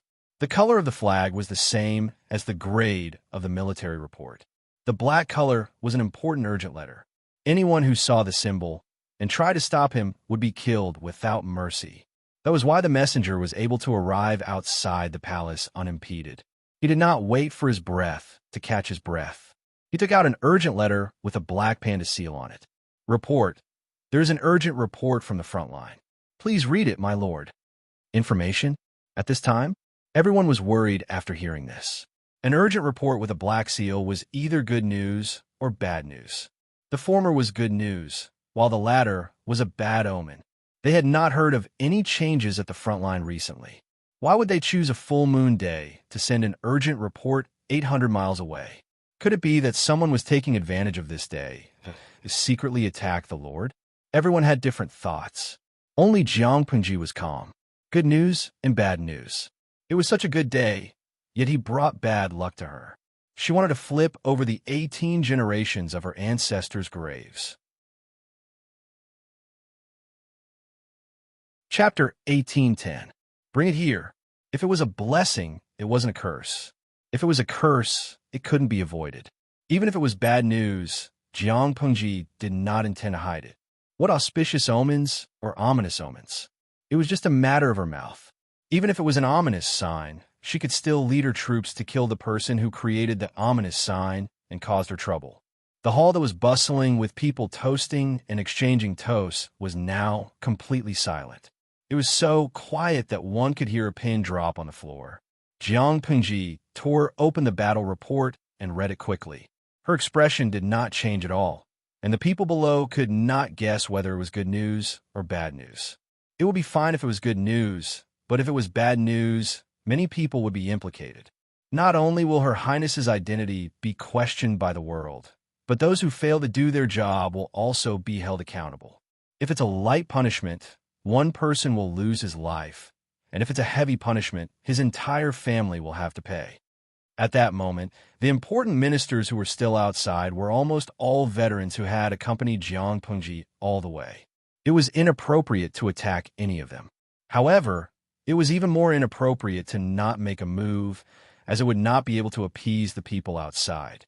If the crisis of public opinion was not handled well, the prestige that Jiang Pengji had painstakingly built up over the years would collapse. I don't know what happened. They thought of all the possible scenarios. For example, the Nanxing aristocrats rebelling. For example, the citizens of the northern borderline were unwilling to be integrated. For example, Qiguan Rang, who had previously been in the limelight, had failed to lead his troops. Half of Zhongzhao's territory, which he had spent a great deal of manpower to conquer, was gone. A few people in the banquet revealed faint sneers. Qiguan Rang's identity was the most controversial among Jiang Pengji's subordinates. Yang Si, the son of a prostitute, had a pure bloodline, but Qiguan Rang was a bastard with mixed blood. How many people were gnashing their teeth in jealousy for a bastard of humble birth to climb so high? Just the thought of serving in the same court as this kind of eccentric and sinister person made them somewhat unhappy. He had thought that Qiguan Rang would fall from grace, but he had almost become a god in one fell swoop. He had conquered half of the country in just over 20 days. Even if it was not all his credit, he had participated in it and was one of the main planners who had planned everything. The light that fell on him was not weak. Of course, there were people who were jealous, and there were also people who were worried that Qiguan Rang would promote a large number of people from the northern borderline in the future to compete with them. In just a few breaths of time, countless thoughts flashed through their minds. They thought of all kinds of possibilities, but they couldn't guess the truth. Jiang Pengji took a deep breath and slowly put down the urgent report in her hand. She glanced at the people in the hall. Those who were swept by her gaze subconsciously sat up straight. They were afraid that they would become Jiang Pengji's punching bag if they behaved inappropriately. After a long while, a silence that was as long as death by 1,000 cuts, Jiang Pengji slowly opened her mouth. Everyone, I have something to tell you.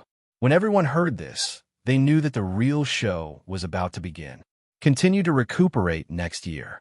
Everyone, they were all prepared to welcome the storm. Did the Lord build up the atmosphere for so long just to say this? Continue to recuperate next year? Zhongzhao was not fighting anymore. Wenjing offers the other half of Zhongzhao to congratulate the young lord on his birthday. Those who have surrendered and those who refuse to surrender will be escorted by heavy troops. They will arrive in Wanzhou in at most 7 days. Jiang Pingji held up the battle report from the front line. Zhongzhao is already in our hands. Unfortunately, this place has suffered years of war and the people's lives are in dire straits. It's really not suitable for us to fight again. Therefore, Wenjing's letter suggests that we continue to recruit troops, train our elites, and soothe the people's pain of separation.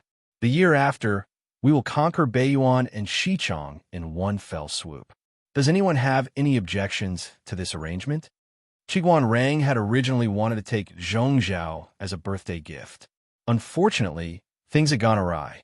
He, who had always had a smooth sailing life, was plotted against and was almost killed by the troops.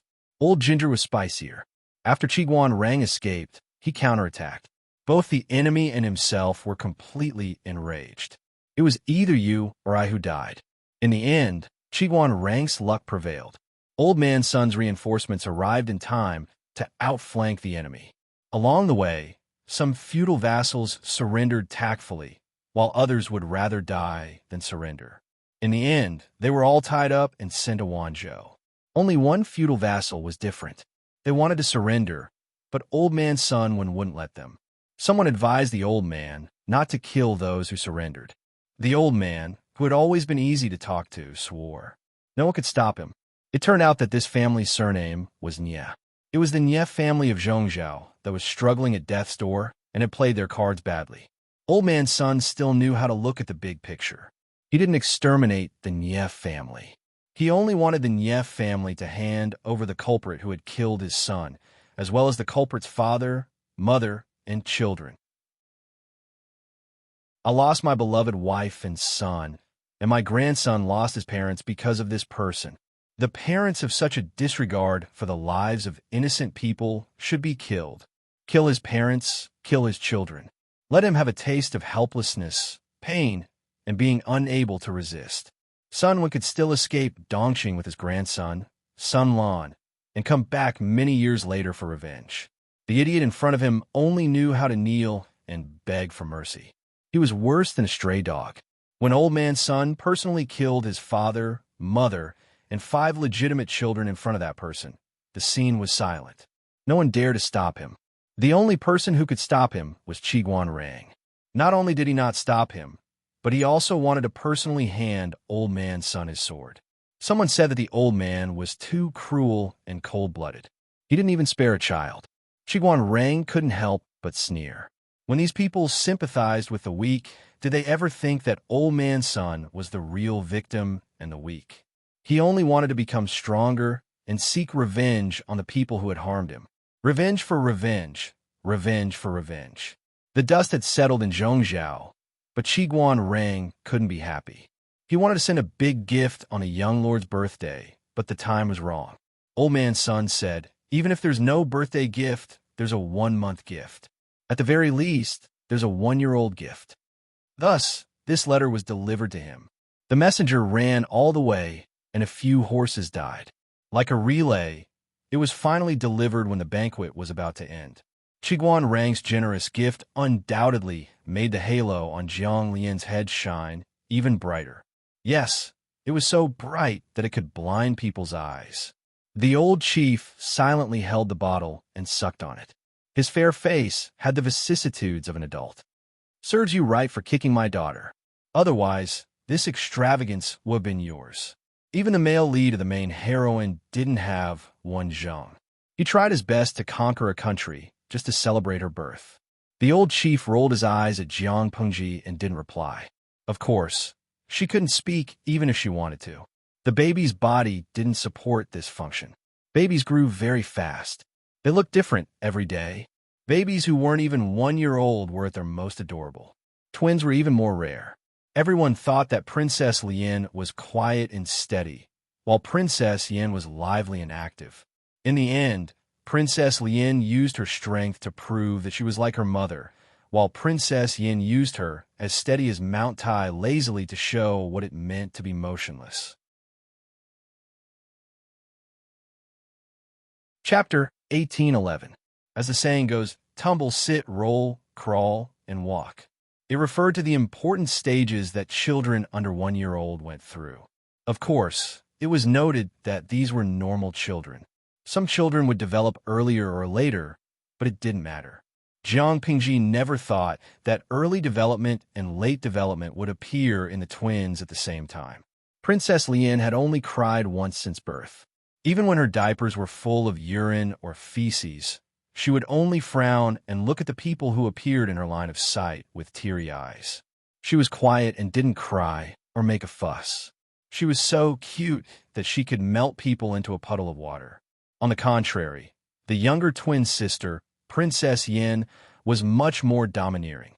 She had the aura of a baby boss written all over her body. As the two brats grew older, their personalities seemed to have changed. The originally quiet and soft sister became a little tyrant who would feel uncomfortable if she didn't move for a while the baby boss remained as lazy as a mountain. Therefore, Princess Lien, who had just turned 9 months old, could often be seen swaying from one end of the corridor to the other. The servant woman who was serving her wanted to help her, but her adorable smiling face drooped down and was replaced with a fierce expression. She mumbled something and refused vaguely. The servant woman didn't dare to refuse. She could only bite the bullet and follow behind her. Princess Lien's range of activity expanded from the original baby room to the corridor, then from the corridor to the small courtyard. To make it easier for her to move, the original flowers and decorative hills in the small courtyard were moved away. The pebble path was also paved with neat wooden boards. The edges and corners were wrapped with soft, thick cloth to prevent her from bumping into anything. With a larger range of activity, she also wanted to try to evolve from walking to running. The results were expected. The little baby's legs were weak. It was already difficult for her to stand firmly and walk, let alone run.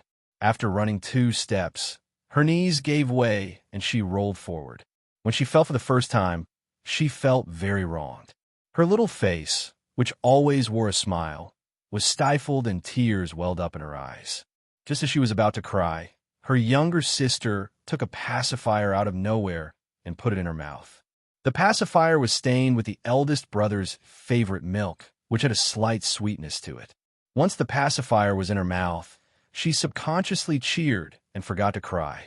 Seeing that the eldest brother was quiet, the second brother accurately pulled the pacifier out of her mouth and put it in his own mouth. Her teeth weren't even fully grown yet, and she would always drool when she slept. It would be better to put a pacifier on her. How could the old commander accept being surrounded by so many people while drooling in his sleep? Such a dark history did not exist. Boss, who was in the middle of kicking. Fortunately, she also had her own pacifier. When the serving maid saw the situation, she brought her pacifier over. Only then did the first prince regain his composure. After playing with the pacifier for a while, she seemed to have gained endless strength from it. She skillfully propped herself up with her 2 hands and slowly stood up. He watched as the whole afternoon went by in an endless loop of walk quickly, jog, fall down, want to cry, put a pacifier to comfort her, recover her energy, and continue to walk, jog again, fall down again, until he ran out of energy and hugged the old general to sleep. The old general didn't move much for the entire afternoon. Other than putting pacifiers in a boss's mouth, he spent the rest of his time lying in various positions and looking at boss. When the boss insisted on hugging her to sleep, the old general would suck on his pacifier without moving an inch. The only time he was willing to take the initiative to get up was she tilted her glasses and gave the servant woman who was taking care of her a beady look. The servant woman had been taking care of her for a few months. She had long understood the meaning behind the little prince's various looks, raised eyebrows, and various small expressions. She carefully picked up the dirty first prince from the side of the little prince. The little prince stood up steadily and didn't need anyone's help to walk to the toilet cubicle. The toilet was also a small size. After using it, there would be someone to clean and spray deodorant, so there was no need to worry that the smell would stink her. Although she couldn't walk steadily, the old general's pride supported her to complete the arduous task of going to the toilet alone. She didn't want to be carried to the toilet like Boss. As a self-respecting baby, she refused to have anything that violated her privacy, such as the evil open-crotch pants. Of course, she still needed someone else to help her with things like bathing. After solving her physical needs, the old general went back to his sleeping place and lay down to think about life.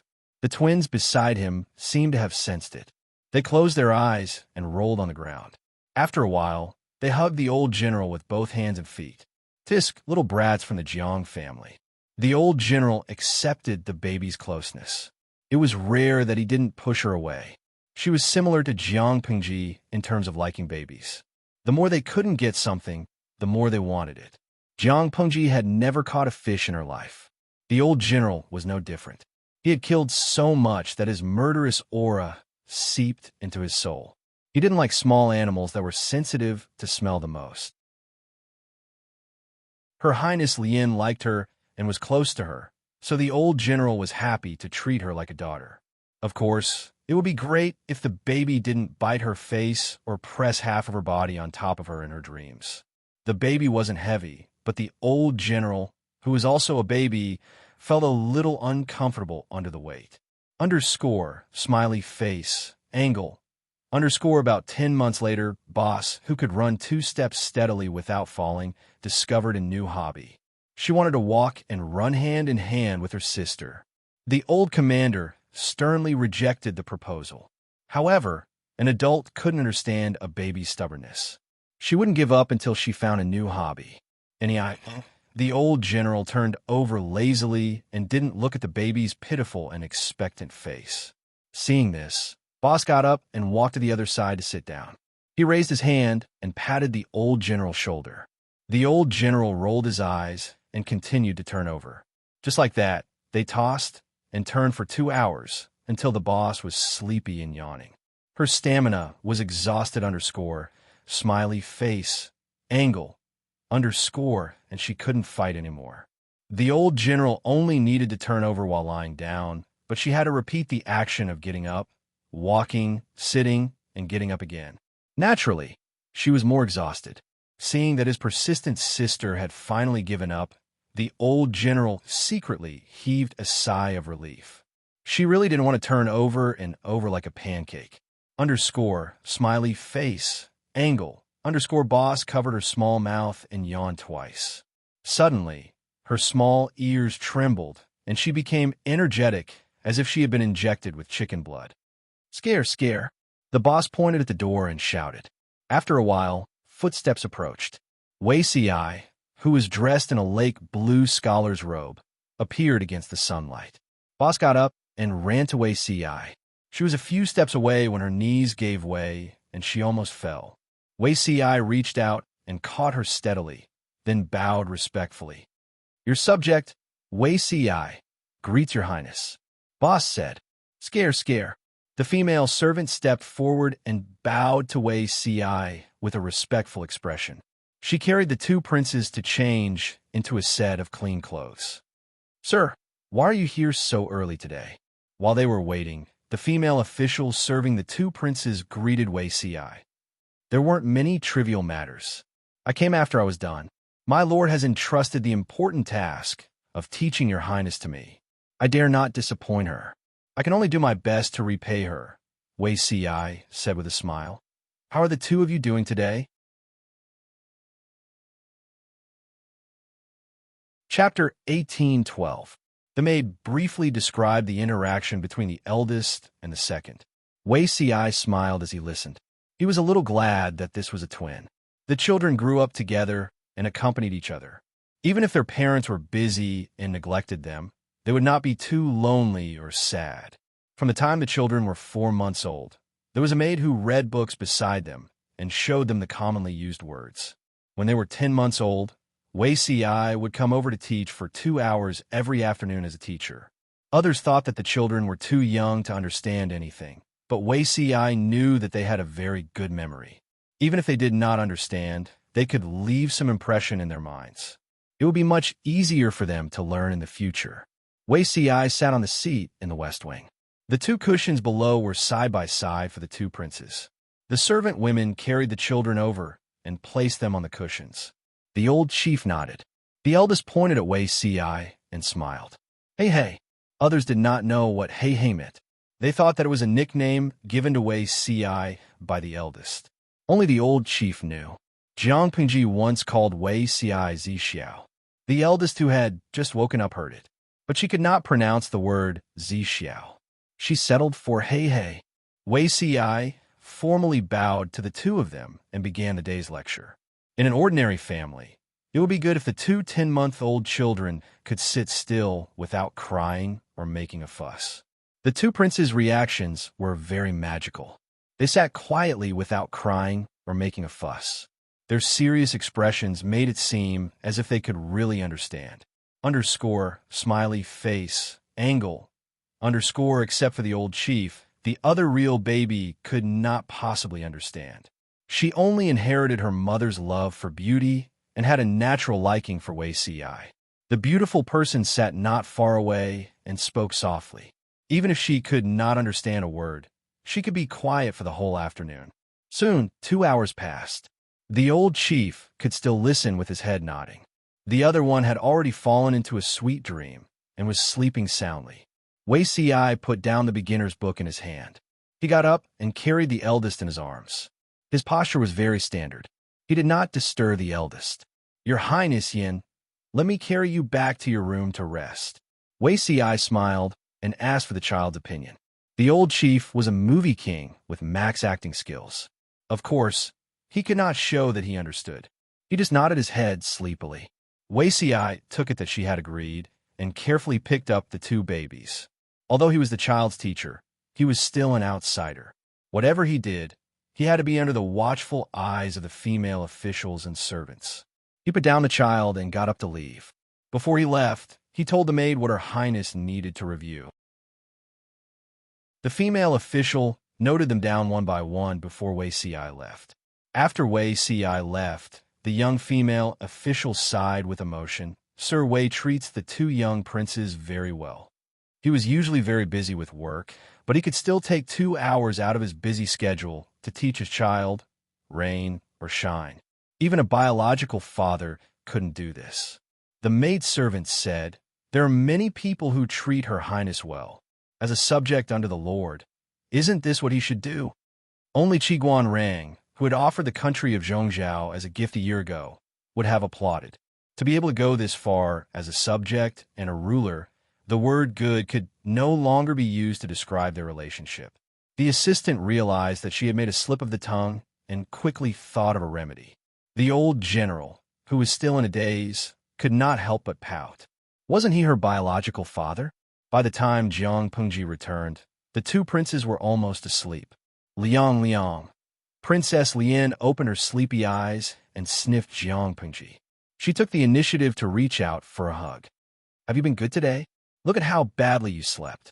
Your cheeks are covered in marks and saliva. Jiang Pengji hugged her eldest daughter and coaxed her.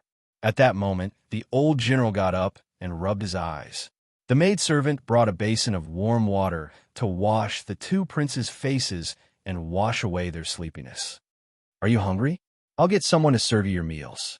This was directed at the second son. The first son understood, but did not know how to express himself. It was much easier for the old general to communicate. Of course I'm hungry. The old general opened his half-awake eyes and yawned to wake up a little. The two children had a special table made according to their size and height. Because they did not know how to use chopsticks, they used a special wooden spoon. It was light and easy to hold. The twins' table was on the left and right side, and the food on the plates was the same. The old general held the spoon steadily. Even though his hand would sometimes shake and stain his nose, 99% of the food went into his stomach. The eldest son's performance was not as outstanding. Even so, she would try her best to use the spoon. If she could not eat, she would bury her face in the basin _ smiley face angle _ the maidservant could only stare at her with heartache. She did not dare to help. Which child born to a wealthy family did not have dozens of servants serving them meticulously? Let's not talk about children over 10 months old eating by themselves. Even the teenage Lang Jun and his wife had to be fed by the maidservants. Not to mention the fact that they had to bury their faces in the basin if they could not eat their fill. Lord Jiang was too harsh on the children. Of course, these thoughts could only be buried in their hearts. They did not even dare to say a word in their dreams. Eating a meal was like fighting a war. Jiang Pengji took a handkerchief and wiped the food off the children's faces. When it was the second son's turn, he coldly refused. The real boss never let people wipe their mouths, just like how she never turned around to look at the explosion when she caused trouble. You are my daughter now. You don't have to be so cold. The old general was indifferent. The servants are used to judging people. You're not the eldest daughter.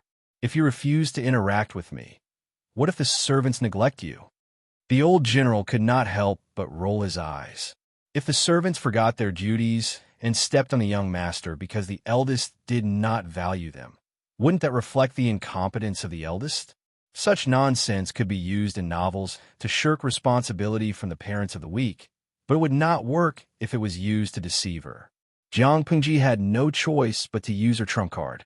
I want to know, where did the spiritual body in the god-slaying saber go?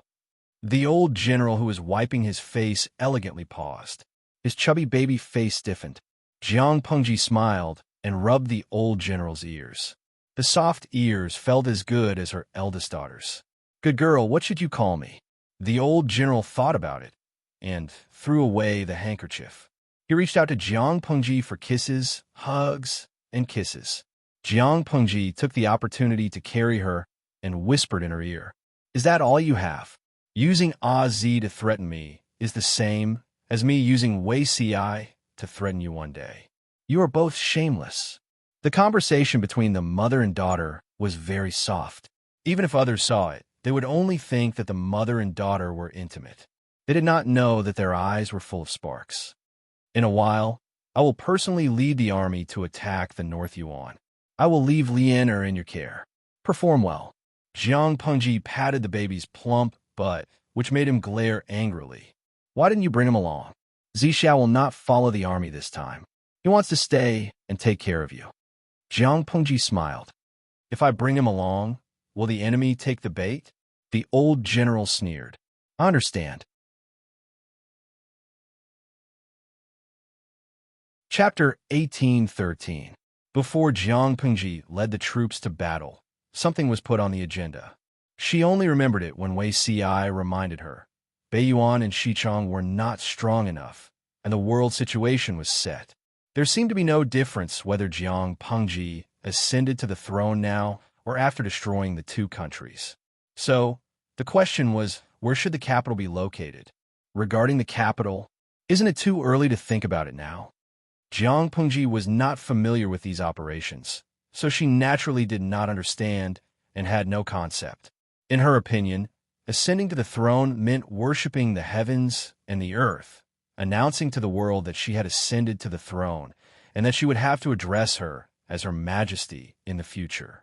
She thought it was very simple, but in fact, there were many things to prepare in advance, such as the location of the capital. Wei Ci said, "It's not early. If you ascend to the throne, you will start preparing for the construction of the Imperial Mausoleum after the first year." Jiang Pengji, she had just ascended to the throne, and she was already sending people to build the Imperial Mausoleum for her. Wei Ci asked with a smile, "Do you think that the Imperial Mausoleum was built urgently by the Emperor?" Jiang Pengji thought about the specifications of the Imperial Mausoleum described in the history books and was silent. Not to mention the construction standards of this era, even hundreds of years later, it might not be possible to build an Imperial Mausoleum that met the specifications in a few months. Generally speaking, the Imperial Mausoleum of the Emperor was built soon after ascending to the throne. From the design of the Imperial Mausoleum, the preparation of materials, the manpower, These were all projects that consumed a lot of resources and money. If the construction was fast enough, it could be completed 2 or 3 years before the emperor's death. It was impossible to make a last-minute effort. The imperial mausoleum was already like this. The capital could not be developed slowly after ascending to the throne, right? Jiang Pengji was speechless and finally slacked off. This question is indeed, where is the capital of the Jiang dynasty in your previous life? Can it be decided where it will be in this life? Wei Ci sighed. He knew that the main leader would say that. In my previous life, the capital was really a child's play. Even when the world was stable and the people's lives were stable, there were still ministers who suggested moving the capital. It could not be helped. The emperor was too capricious, and the location of the capital was chosen with his eyes closed. In the 10th year of the Jiang dynasty, because the officials in the upper reaches were corrupt, the capital in the middle and lower reaches was flooded for 3 days. Although the flood control was timely and not too many lives were lost, the fertile fields of the people in the suburbs near the capital were flooded, and a year's harvest was destroyed. His Majesty's imperial palace was also soaked in water for 2 days. During those days, the officials went to work in fear and trepidation, dripping water to go to court.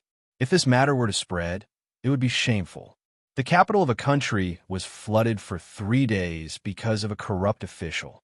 Fortunately, His Majesty's throne was as stable as Mount Tai, and the various crises were handled appropriately, so it did not cause any unrest in the court.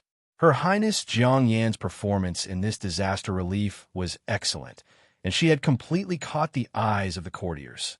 In the end, His Majesty finally agreed to move the capital. At the same time, all the officials upstream were to be investigated and held accountable, leaving no one alive. The common people even joked that the blood of the corrupt officials and their family members had dyed the upper reaches red. From this, it could be seen how many people had died in that accident. Wei Ci felt that it was a little troublesome to decide on the capital twice. It would be better to choose an imperial capital that everyone was satisfied with from the beginning and slowly build it into a place that was more prosperous than Wanzhou. With the experience of building Wanzhou, it wouldn't be that difficult to build an imperial capital. Even if they couldn't rush out before the Lord ascended to the throne, they could at least move to the new palace within 2 or 3 years after ascending to the throne, right? Jiang Pengji was speechless. Although it was to choose a location for the capital, Jiang Pengji was a reserved person. She couldn't say it out loud, so she used a euphemistic excuse. All of them were her old partners. What did the Lord not know about peeing? However, the location of the capital was indeed very important. Not only would it affect the continuation of the entire dynasty, but it would also affect the local economy. The location couldn't be randomly decided either. It had to ensure that the capital was easy to defend and difficult to attack, and it also had to ensure that the transportation here was developed to facilitate the development of the economy. At the same time, they had to take into account the control of the imperial capital's troops in various parts of the border. In short, at this time, they needed a charlatan who knew how to survey the dragon's veins. This person proposed to build the capital on the former site of the imperial capital of Zhongzhou. This was the ancient capital of the 6 dynasties, and all the conditions were in line with everyone's expectations. But there were also people who expressed strong objections. What did the ancient capital of the 6 dynasties mean? It meant that 6 of the countries that had built their capitals here had perished. Why? Did they want to gather together and give someone a gift? Gather all 7 Dragon Balls and summon the Dragon God? It was inauspicious, too inauspicious. So that person recommended the land near his ancestral home _ smiley face, angle, _ not to mention anything else. If the location was successfully decided, the price of land and housing would skyrocket. Jiang Pengji sat at the head of the table and listened to their debate. She deeply suspected that these people had bought a lot of houses in those places. Of course, this was just Jiang Pengji's teasing. Apart from Wanzhou, there were no other places where housing prices could really skyrocket. The construction of the capital of a country wasn't a day's work. Although Wanzhou was very prosperous now, no less than any capital in history. It had taken countless people more than 10 years of hard work to build it to its current state. If they chose a barren place to build the capital, it would consume a lot of money and manpower. Jiangpengji couldn't afford it. In terms of national defense and finance, there weren't many places that Jiangpengji could choose from. It was best to choose an ancient capital with natural defenses, a construction foundation, and a place where there were tens of thousands of troops stationed nearby. After several rounds of intense discussion and voting, they finally decided on Ping and Fengdu in Sun Prefecture, which was slightly north of Zhongzhou. Most of Zhongzhou's 10 prefectures and 33 counties were rich and fertile. The prefectures and prefectures of the various prefectures and prefectures were also once overflowing with wealth. Sun Prefecture's Ping and Fengdu were once the capital of some small country during the chaotic era of the 16 Kingdoms. If Jiangpengji decided to set the capital there, it would look like a capital city in 2 or 3 years. To truly develop their economy, they would have to take their time after moving in. Sooner or later, they would surpass Wanzhou. If it wasn't for the fact that Wanzhou wasn't suitable to be the imperial capital, Jiangpengji really didn't want to move. After deciding on Ping and Fengdu, everyone said that the name had to be changed. Jiangpengji was speechless. "Aren't you asking for too much? It sounds good to me." A few insiders muttered to themselves. It was one thing for their lord to be terrible at naming, but she was also obsessed with the aesthetics of names. Ping and Fengdu were fine, but Fengdu was in big trouble. Where was Plentiful City? Fengdu is also known as Fengdu. According to myths and legends, it was the entrance to the netherworld, the place where people went after death. How could the son of heaven and the son of hell live in the same place with the same name? We can't find someone to discuss with the Emperor of Fengdu and ask him to change his name, right? So, the plan that everyone gave was to change the name, to change it to an auspicious name. Oh, there was no need to adopt the Lord's suggestion. The name of the imperial capital was to be recorded in the annals of history. They didn't want to make a dark history and be mocked by future generations. Jiangpengji was speechless. Chapter 1814. In the previous life, the capital was finally moved to Pingfengdu, right? Jiangpengji asked Wei Siyai. The latter had maintained a sweet smile since the meeting ended, which made her very unhappy. Wei Siyai said, "Everything has its own arrangement. Pingfengdu's terrain is coherent and the dragon's vein is complete. It is indeed a treasure place." In the previous life, the ministers were also noisy and finally decided on Pingfengdu. The unlucky Pingfengdu did not escape the fate of changing its name in this life. Jiangpengji took a deep breath. "Zixiao, you've changed. You become somewhat mischievous. Could it be that all men who became fathers would evolve in this direction?"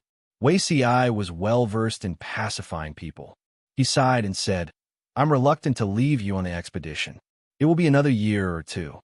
Although Wei Si's mischievous interest had nothing to do with her expedition, Jiangpengji still liked to hear him say that. Her heart warmed.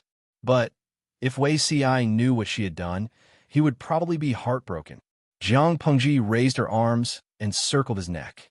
The two of them hugged each other quietly in the deserted corridor. The setting sun shone on them, casting an intimate silhouette. Jiangpengji took a deep breath and suppressed the slight guilt in her heart. Her perplexity was swept away, and there was only determination left in her eyes. "If I go on an expedition, are you really not willing to go to other places? There's a shortage of people everywhere. Are you really willing to waste your precious time in the rear?" Jiangpengji did not request Wei Siyai not to follow the army this time. It was his own request because his child was in the rear and he had to take care of it. This reminded her of what the salted fishes once said. She earned money outside to support her family, while Wei Siyai took care of everything in the rear like a good wife and mother. Underscore, smiley face, angle. Underscore in reality, the chief butler was actually Su Ke. However, Wei Si's sacrifice was no less than Su Ke's. There were only a few years left in the war. It was equivalent to him giving up on the literary examination at the last moment. Wen Zheng and Old Man Sun relied on their previous military achievements and their valiant achievements in Zhongzhou. Their points were firmly in the top 3. If there were no accidents, their ranking was stable. After that, the competition was fierce. Wei Ci once told her that he would recall the literary examination after his rebirth, but now he chose to give up? Jiang Pengji was touched, but she did not want Wei Ci to make sacrifices and give in to his career for her and their child. After all, she wasn't a man in the salted fish plain who needed his wife to sacrifice her job to take care of the family. Wei Ci said, "This is not a waste. The most important thing is to take good care of the 2 princes." Jiang Pengji looked straight into Wei Ci's eyes. Under the glow of the setting sun, she felt that the man in front of her seemed to have sensed what she wanted to do, which was why he insisted on staying. But how is this possible? Jiang Pengji could not help but laugh. She buried these thoughts deep in her heart. When she was analyzing sincerity with Wei Ci in the past, she did reveal the existence of the main body of the system, but she only mentioned it briefly. According to Wei Ci's understanding, the system itself was a powerful existence, but it had yet to surpass the limits of humans. If Wei Ci knew that this thing was close to the gods that he knew, he would be very worried. How would he be as ignorant as he was now? Did Wei Ci really not feel anything? He was naturally aware of it. After all, he was the person who had slept with him for 2 lifetimes. How could he not be aware of it? However, he didn't know what she wanted to do, so he could only try his best to help her achieve what she wanted. In this aspect, he and Qiguan Rang were the same. It was just that the latter was high profile, while he was low-key and introverted. Wei Ci was used to the other party's arrangement of grass snakes, gray lines, and thousands of miles of veins. He reviewed his experience after his rebirth several times and more or less discovered that something was wrong. Wanzhou was probably a dangerous place, second only to the front lines. His 2 daughters were still here. How could he leave? Qiguan Rang had helped her recover Zhongzhou. He also hoped to assist her in eradicating the great threat in her heart. But he only hoped that it was not that person. Otherwise, the Lord would probably feel terrible. The family ate together. Jiang Pengji dismissed the servants. Only then did Wei Ci dare to approach his daughter. Although it was said to be intimate, in fact, he still maintained a certain distance between the ruler and the minister. He did not dare to forget his identity for even a moment. The Lord doesn't let the maids serve you meals. After all, Her Highness Lien is young. Her Highness Yin eats steadily, but she also needs to be taken care of. Jiang Pengji said, "You haven't even fed me 1 mouthful at a time. Why do you have to let these 2 little ones take the lead?" The old chief's hand that was holding the wooden spoon paused. He faintly rolled his eyes at Jiang Pengji. The boss didn't understand their flirtatious words, but she did. Couldn't they consider her feelings before flirting and driving? Not only was it not enough to eat, but she was also being fed dog food? Wei Ci smiled helplessly. He carried Her Highness Lien in his arms and sat on his knees. Wow. The boss liked Wei Ci the most. If the other maids and maids wanted to touch her, they had to get permission. Wei Ci was an exception. Jiang Pengji realized that her daughter was really obsessed with appearances. When Wei Ci was feeding her, she ate 5 times more than usual. The boss pointed at the porridge and said, "I want this time." Wei Ci used a small fan to fan the porridge in the wooden spoon until it was warm enough for her to eat. After the meal, the boss ate until her belly was round. On the contrary, Wei Ci left without taking 2 bites. The old chief looked at the blushing boss and said coldly, "Do you want to change the plan?" "Why?" The old chief said, "Wei Ci most likely knows that I'm not his daughter." At first, Wei Ci quite liked to hug the old chief, but he didn't know when he started to keep a fixed distance. The distance wasn't the distance between a ruler and an official, but between a man and a woman. Jiang Pengji said, "Explain it after it's over. If you tell him now, you'll be harming him." The old chief glanced at her. "You'll have to be single sooner or later. How could this kind of trash be single?" Did you Lao forget to wear his reading glasses when he tied the rope? I have nothing to fear from being favored. Zishao understand my difficulties, and I'm grateful for his understanding and understanding. How can you understand this kind of tacit understanding that doesn't require verbal communication? Jiang Pengji's words were quite provocative. She changed the topic and said in a tone, as if she was saying her last words, "Chief, I'll leave Zishao to you." Jiang Pengji's tone suddenly became serious. The old chief couldn't refute her solemn expression. Your daughter wants me to protect, and so does your husband. What about you? Jiang Pengji said with a face full of vicissitudes. Only one of us can live. Zishao and the child can only be safe if the system loses. I originally prepared for the worst, such as the death of the whole family, but the old chief gave me a new idea. It was time for everyone to reveal their trump cards in this round of poker. Whoever won or lost depended on what happened next. Jiang Pengji sacrificed herself, Wei Ci, the two children, and even the destiny of the country. If she still couldn't bait out the system and get rid of it in one fell swoop, her trump card would really be gone. The Federation probably also considered this point, so they arranged for the old chief to back her up. If she was finished, wouldn't the old chief come out to finish her off? So, you've even schemed against me. Jiang Pengji smiled and said, It's just this once. I'm seriously entrusting my life to you. Either Jiang Pengji would turn the tables, or she would be overturned by the sky's brain. As her pace of unifying the world quickened, the sky's brain became more and more impatient. After plotting for more than 10 years and feigning civility for more than 10 years, she had enough. Chapter 1815. Wenzhong.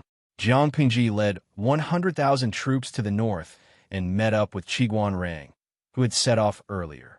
When the ruler and his minister, who had not seen each other for nearly 3 years, saw each other, the salted fish in the streaming room silently spammed the cold couple. Even though Jiang Pengji and Qiguan Rang were destined to be together, the fans of the couple still insisted on picking up sweets from them. They were so stubborn that it made people feel sad. Jiang Pengji was not in the mood to see the salted fish holding up the evil cult flag. She hurriedly dismounted from her horse and helped Qiguan Rang, who had been waiting for her outside Shui City early in the morning. She glanced at Qiguan Rang's exposed hands, which were red from the cold, and could not help but blame him for not taking care of himself. Qiguan Rang smiled and said, When I heard that my lord had arrived with troops today, I was overjoyed. How could I care about these things? Feng Zhen and Li Yin also rushed over on horseback. They felt that their lord was getting more capricious as she got older. Jiang Pengji said, I originally wanted you to lead the troops to Xichang. The weather there is better. I heard that people only wear autumn clothes in this season, but you had to invite troops to attack Beiyuan. Are you not satisfied with attacking Zhongzhou yet? Must you come to Beiyuan to cause trouble and cripple your body? Her words were not very polite, but those who knew her could tell that she said this because she was concerned about Qiguan Rang. The geography and climate of Beiyuan were completely different from Zhongzhou. There were 5 countries in the world, each with a wide terrain and different climate. Zhongzhou had the largest area, the most fertile land, and the most powerful national power. It had always been in existence that the other 4 countries coveted but dared not touch. North Abyss was different. North Abyss was a big place, but it was really poor. It was a cold, poor, and bitter place. Winter was long and spring and summer were short. Its terrain was even more northerly than Beizhou, the northern borderline. Its people were tough, but ignorant and backward.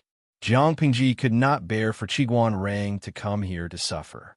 It was better to assist Fu Wang and Meng Hun in killing the people in Xichang. Although Xichang was a chaotic place, the climate was warm and mild. It was a good place to recuperate while fighting and accumulating military merits. Qiguan Rang's attack on Zhongzhou ended in failure. He was tricked by the enemy. Although he counterattacked beautifully, he also suffered arrow wounds in his thigh and arm. If he did not take good care of these 2 areas, he would suffer when he grew old and became cold the day after. In comparison, Old Man Sun gave her a lot less trouble. At first, the old man had wanted to ask for permission, but Jiang Pengji had left him in Zhongzhao's Bianzhou to be the magistrate. On the surface, it seemed like she wanted him to be in charge of all matters in Bianzhou and restore the war-ravaged Bianzhou to its former glory. In reality, she wanted the old man to rest there for a while. She was worried that Grandpa's son would misunderstand, so she wrote a long private letter to express her concern for his health. Old man's son looked at the secret letter for a long time, then carefully put it away, planning to pass it down as a family heirloom. The secret letter, written by the #1 female star emperor, who was cold to outsiders and talkative to insiders, was qualified to be a family heirloom. Old man's son had always paid attention to his health.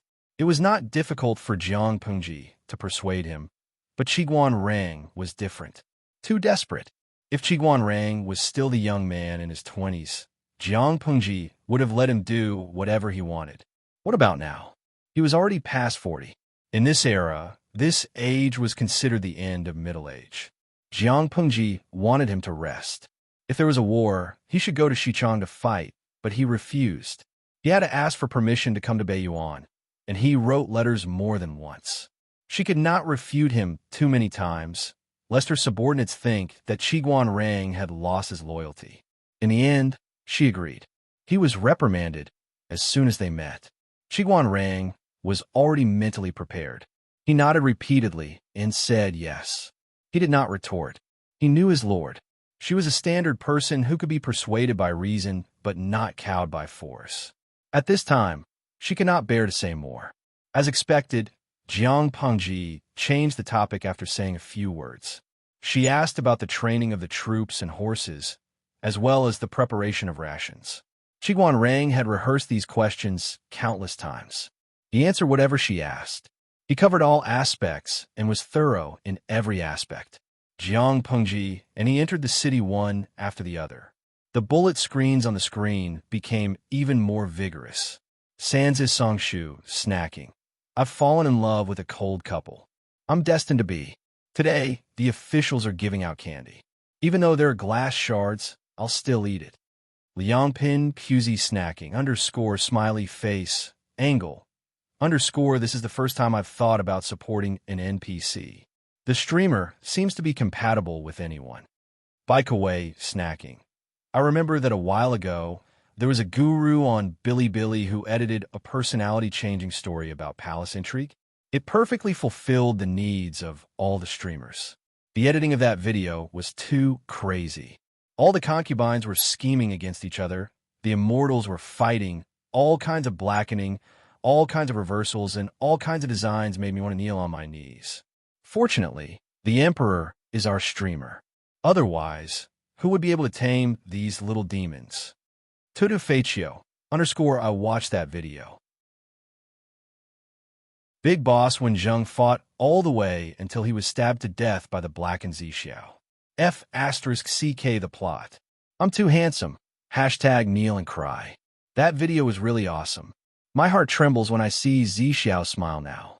Beauty CI is so gentle, elegant, a gentleman, open and above-board and broad-minded. How could he be so blackened? It's a nightmare.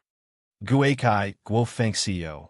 Isn't the real nightmare when the blackened Zixiao is finally poisoned to death by the Emperor? All the Love is a F***king drama. My heart hurts when I watch it. Now I have psychological trauma when I watch the live stream. Why don't we use Jianxun, who edited the video, to suppress the Emperor and sacrifice him to heaven?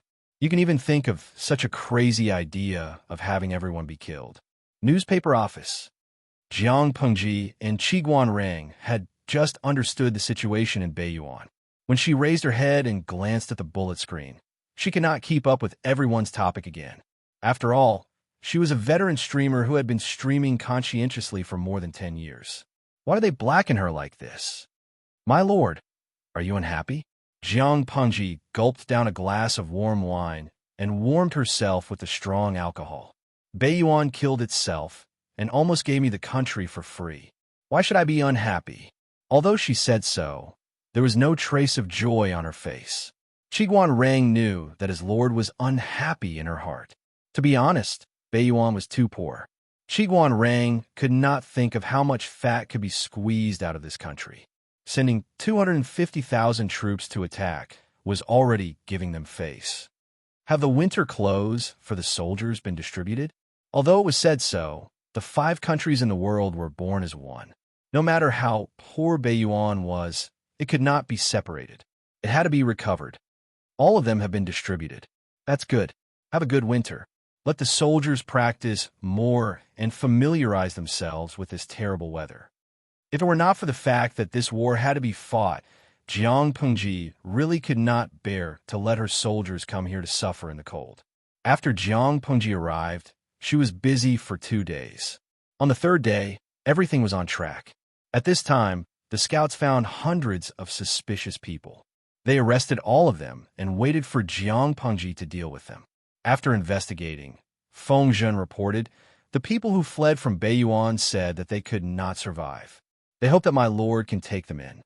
Jiang Pengji smiled and said, fled? There are people seeking refuge with me when the war is about to start. Is the royal family of Baiyuan so unpopular? Feng Zhen evaluated indifferently. The royal family of Baiyuan is just a group of puppets who are manipulated and have no control over themselves. How can they unite the people?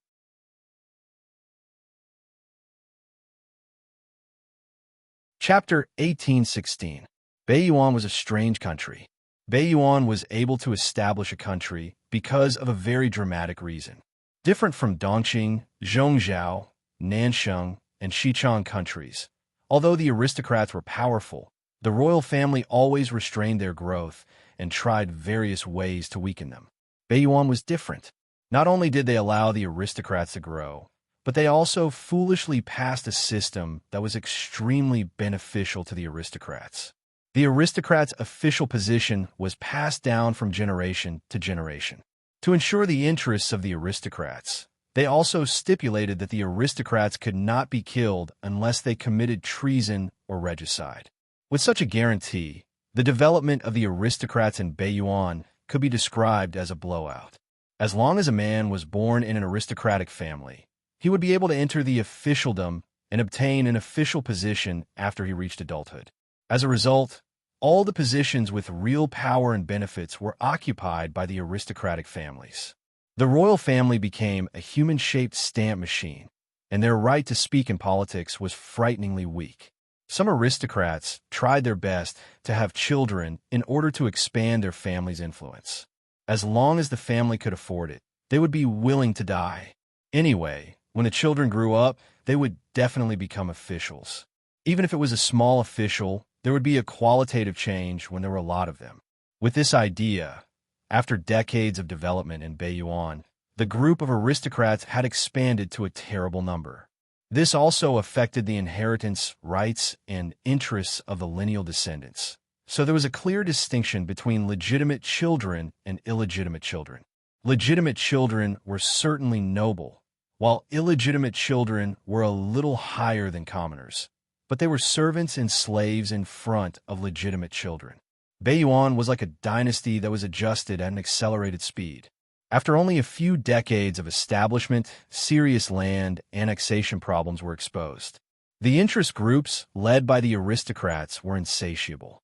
They ate too much, and the country could not collect taxes, causing the national treasury to be empty and the country to be poor.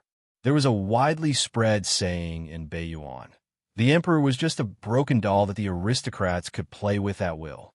Indeed, the aristocrats led by the Yi family in Baiyuan took turns to govern and stage coups. Baiyuan had never been peaceful. It was said that there were as many as 20 coups in a year, and the shortest regime lasted only half a day. It was equivalent to XX force just getting rid of the enemy force, and before they could be proud of it for a few hours, the latecomers secretly stole their heads. The people of Baiyuan were also miserable. In 5 years, the currency was changed 6 times, and the measurement units were changed 4 times. The worst part was that the XX faction had just issued some sort of order, and the people below were busy implementing it. After 4 or 5 months, there was still no effect, and the XX faction had taken over again. The AA faction overturned all of their predecessors' arrangements and brought out their own original works. The people of the North Abyss. In his heart, he wanted to curse at these idiots 10,000 times. With great difficulty, the largest aristocratic family of Bayuan, the Yi family, stood out from the various factional struggles and pushed the royal family to wear their own dragon robes. The people finally heaved a sigh of relief, just when they hoped that the new emperor would be smarter and not cause trouble again. These people broke the bottom line again. The first thing House Yi did after ascending to the throne was to confer the title of king to every direct descendant of the Yi family. This was a hereditary title, and their salaries were of the highest class. For a moment, he was proud of himself. Smiley face, angle.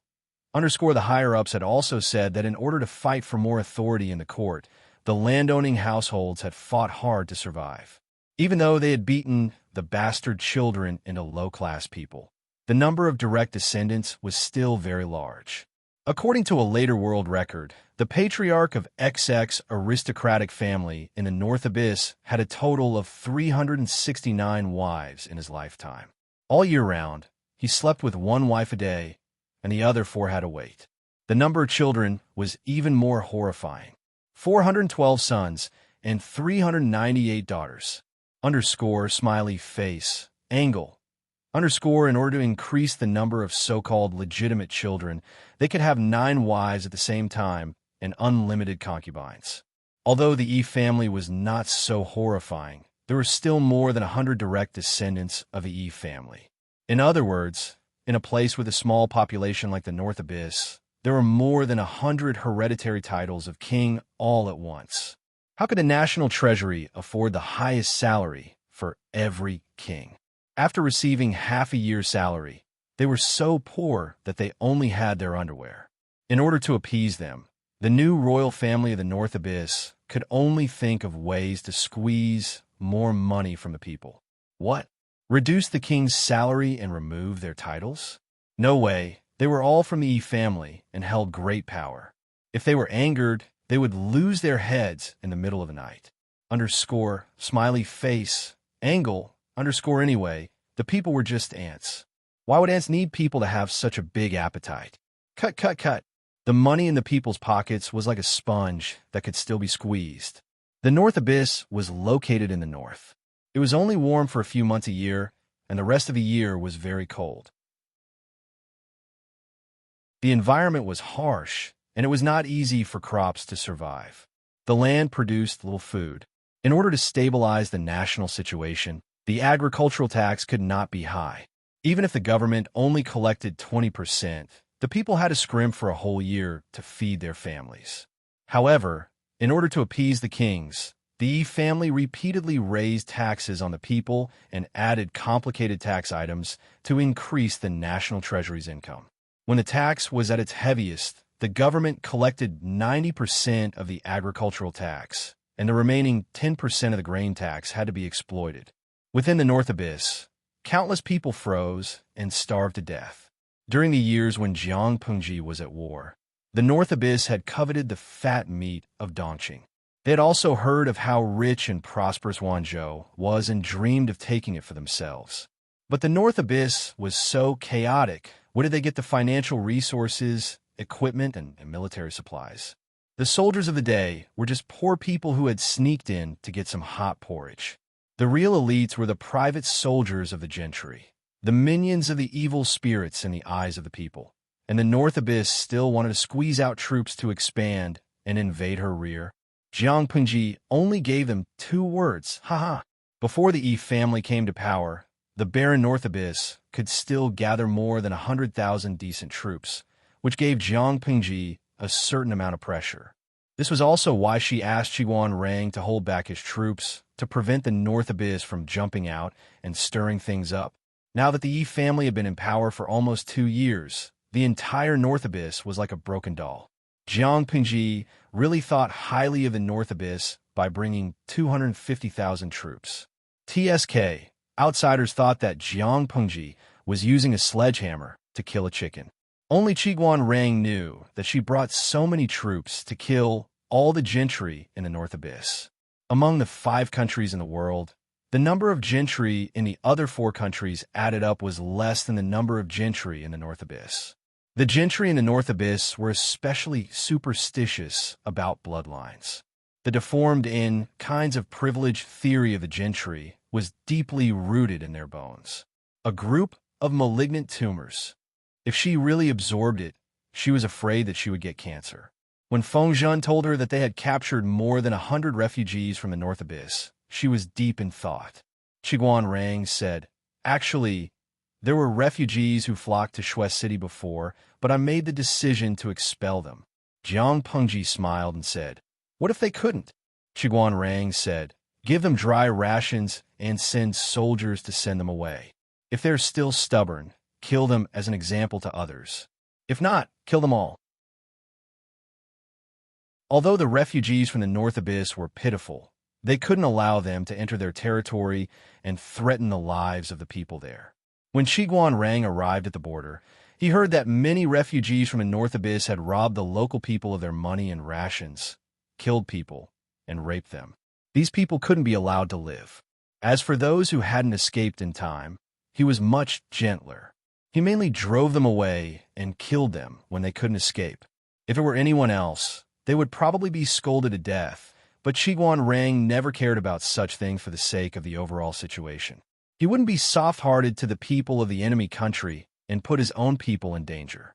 Similarly, he didn't have to be soft-hearted to this group of people who had crossed the border. However, Feng Zhen said, "It's just, my lord, one of them claims to be your old friend." Jiang Pengji asked, "What's his name?" Feng Zhen answered, "Ma Xiao." An image of a somewhat quiet but clear-eyed youth immediately appeared in Jiang Pengji's mind. The acquaintance from the Langyi Academy was indeed an old friend. I remember Xiaoyin saying that the fertile fields of Ma Xiao's family were occupied and plundered by bandits. In order to avoid disaster, he had no choice but to move his family north. There had been no news of him for many years. It never occurred to her that he had gone to the North Abyss to avoid disaster.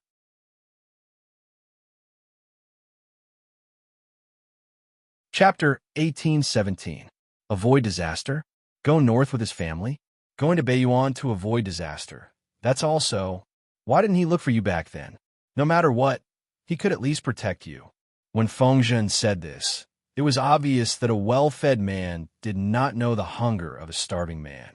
Jiang Pengji said helplessly, Nanxing was in chaos.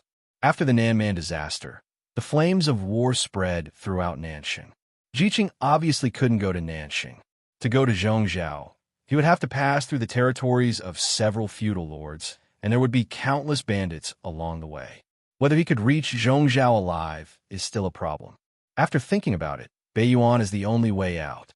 Even if life is hard, he won't die under the knives and swords of the bandits. Ma Xiao's family was well off. They had a lot of fertile land and could be considered a wealthy landlord.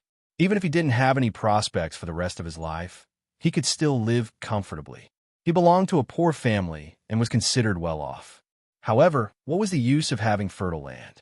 When the world was in chaos, how many people would fish in troubled waters to burn, kill, and loot? Small wealthy families like Ma Xiao, who had some property but could not protect themselves, were the favorite fat sheep of the bandits. The profits were high and the risks were low. They could live comfortably for a while with just one job. Ma Xiao had no choice but to pack his luggage and flee north. It was expected. Feng Zhen heard the displeasure in Jiang Pengji's voice and chose to shut up with a strong desire to live. Qiguan Rang discreetly glanced at Feng Zhen. How old was this wastrel already? Even now, he still had a big mouth. No matter how well Ma Xiao was doing or why he chose to go north to avoid disaster instead of relying on the Lord, he was still the Lord's classmate and close friend when they were young. Not to mention how to respect and take care of him. He couldn't kick him when he was down or ridicule him. Of course, Qiguan Rang also believed that his Lord wouldn't care about Feng Zhen's slip of the tongue because of Ma Xiao. However, it was better to avoid such incidents. The harmony between the ruler and the minister was the result of both parties working together. Feng Longzi should learn from this. Jiang Pengji said, "Why didn't he look for me? Maybe he didn't want trouble. His personality has always been like this." Ma Xiao, courtesy named Jiqing. He studied at Langyi Academy when he was young. He was one of Jiang Pengji's best classmates. Compared to the others, Ma Xiao did not have a high presence among the five of them. Most of the time, he was just passively joining in on the fun. His personality was rather taciturn. As long as he felt that he could solve the problem by himself, he would definitely not trouble people he was familiar with. Calculating the time, when Ma Xiao went north to seek refuge, Jiang Pengji had just taken over Xiangyang district. It was the most difficult period in the beginning. Internally, they were poor. Their simple and crude team was like a grassroots team. Externally, they had countless battles to fight, fighting this and that. In the early years, if she wasn't the one fighting others, others would take the initiative to pick a fight with her. She was still the one being looked down upon. Under such circumstances, with Ma Xiao's neutral character, he naturally avoided it. He did not want to cause trouble for Jiang Pengji, nor did he want to take any risks. From today's perspective, it was Ma Xiao's loss that he didn't choose to help Jiang Pengji. Otherwise, he would definitely be one of the important ministers. But who could say that Ma Xiao's choice was wrong based on the situation at that time? No one can. It wasn't just Ma Xiao. Most people would have made the same choice if they were in that situation. The only thing they didn't understand was Jiang Pengji had pacified Dongqing for so many years. Hadn't Ma Xiao heard the news? The situation in Beiyuan was not chaotic. There were no wars everywhere, but the number of people who starved or froze to death was no less than in the chaos of war. It wasn't until Jiang Pengji led her troops to Shui City and pointed her sword at Beiyuan that Ma Xiao fled. This was somewhat thought-provoking. Qiguan Rang and Feng Zhen obviously thought of this, but the latter had just been unlucky, so Qiguan Rang could only speak. "My lord, do you suspect that Ma Xiao might be a spy sent by Beiyuan?" Jiang Pengji smiled and said, "Jiqing likes to seek advantages and avoid disadvantages. He is cautious and careful, but he is not stupid. What's the use of him being a pawn for Beiyuan? How long can Beiyuan resist me in this state? In the end, is Beiyuan more likely to win or me?" He was very clear about these questions. Even if he's really a spy from Beiyuan, he came here to surrender to me and then stab Beiyuan in the back. Qiguan Rang shook his head in disagreement. "It makes sense, but my lord must not believe it easily. Ma Xiao has sneaked into the refugees and fled here. The timing is somewhat coincidental." Jiang Pengji smiled and said, "I know. I will understand these worries when I see him." Smart people liked to complicate things. Even Jiang Pengji was no exception. When she really saw Ma Xiao, her previous conspiracy theories and speculations disappeared like smoke in thin air. She could only sigh. Jiqing. When Ma Xiao was brought to meet her, Jiang Pengji looked at his face for a long time, but she still could not find traces of the past on his old and tired face. She only felt a lump in her throat and could not speak for a long time. Ma Xiao was not the oldest among the five, but he looked no different from an old man in his 70s. There was not much black in his messy hair, it was all white. Not only was his hair white, but the skin on his face was wrinkled and dry. There were also frostbite cracks left by years of cold. He took 2 steps forward on the ground, slowly bent down and gave a deep bow. It was obvious that he wanted to be as standard as possible, but his red and swollen hands and weak legs were trembling uncontrollably. Jiang Pengji suddenly stood up and supported him. His arms were so thin that only skin and bones were left. She did not dare to use any strength. "I haven't seen you for more than 10 years. How are you, Lanting?" Ma Xiao smiled weakly. His voice was old and hoarse like an old man's. His familiar tone made Jiang Pengji feel a sense of familiarity. "Lanting, maybe you are the only one who still calls me that." Jiang Pengji could not help but smile bitterly. The whole world knew that she had changed her name. She did not expect that Ma Xiao, who was hiding in Beiyuan to avoid trouble, did not hear the news and still called her by her old name. Ma Xiao's old face showed a bit of awkwardness. As a commoner, it is indeed disrespectful to call the emperor by his name. Jiang Pengji said, "No, I gave up that name because some complicated reasons. It is not because of my identity." Ma Xiao did not ask for details. He chose to remain silent like he did in the past. Lu Zheng rushed over when he heard the news. When he saw the old man in the hall, he could not recognize him as Ma Xiao. Ma Xiao was only 7 or 8 years older than Jiang Pingji, but they looked more like grandfather and grandson. What had Ma Xiao experienced all these years? You are Xiaoyin? Ma Xiao carefully recognized Lu Zheng a few times, but the latter stood a little far away. His eyes are not good, so he could not see clearly. It took him a while to recognize him. Yes.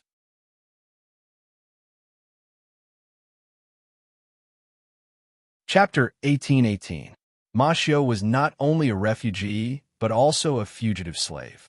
When they heard him narrate the story in a calm tone, Jiang Pengji and Lu Zheng both felt a surge of suppressed anger. Back then, Ma Xiao did flee to the relatively stable North Abyss to avoid trouble. But he didn't expect that compared to the bloody chaos, the Beiyuan was more painful to kill people. When Ma Xiao and his family fled, they brought money with them. He also knew that one should not show one's wealth, so he was careful all the way and did not attract covetous eyes. After arriving at the Beiyuan, trouble came one after another. Ma Xiao was a commoner, and the status of commoners in the Beiyuan was much lower than what was rumored.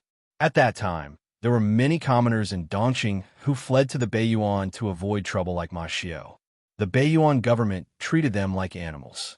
Corvée labor was the heaviest, and taxes were the most numerous. People were almost exploited to death. When Ma Xiao realized the situation in the Beiyuan and wanted to leave, there was a coup in the court of the Beiyuan. The faction that came to power through the coup was harsher to the commoners and fugitives. If they could not collect taxes, they were directly banished to lowly status and sold. Some scholars from poor families in the Beiyuan were angry and tried to reason with them, but they ended up with their arms and legs being pinched and blood flowing. Ma Xiao and his family's savings could not withstand such exploitation, so they naturally found a way to leave. However, it was a wolf's den. It was easy to enter, but difficult to leave. The population of the Beiyuan was the smallest among the 5 countries. The people who left the country were strictly controlled. Later on, anyone who left would be beaten to death. Ma Xiao could only restrain himself and look for opportunities. At this time, a disaster fell from the sky and hit him head-on. In order to resist the faction that came to power, a group of knowledgeable people gathered and called themselves the New Faction. They planned to use the coup and assassination method to make the old faction step down. As a result, they were discovered by the leader of the old faction before they took action. They took the initiative and wiped out the New Faction. It was not accurate to say wiped out because there was a fish that escaped the net. The fish that escaped the net swam to the back door of Ma Xiao's house and fell in the snow. He was rescued by his wife, who went out to buy goods. The old faction came to the door, and Ma Xiao and his family were arrested for harboring criminals. Their property was confiscated, and they were banished to lowly status. Ma Xiao became a handyman in the backyard of the Beiyuan aristocrats. His wife and daughter were taken away and sold to brothels. His son was sold cheaply. The wife blamed herself and committed suicide by ramming herself against a pillar. Her daughter left behind a child of an unknown benefactor who died of an illness in a dark alley.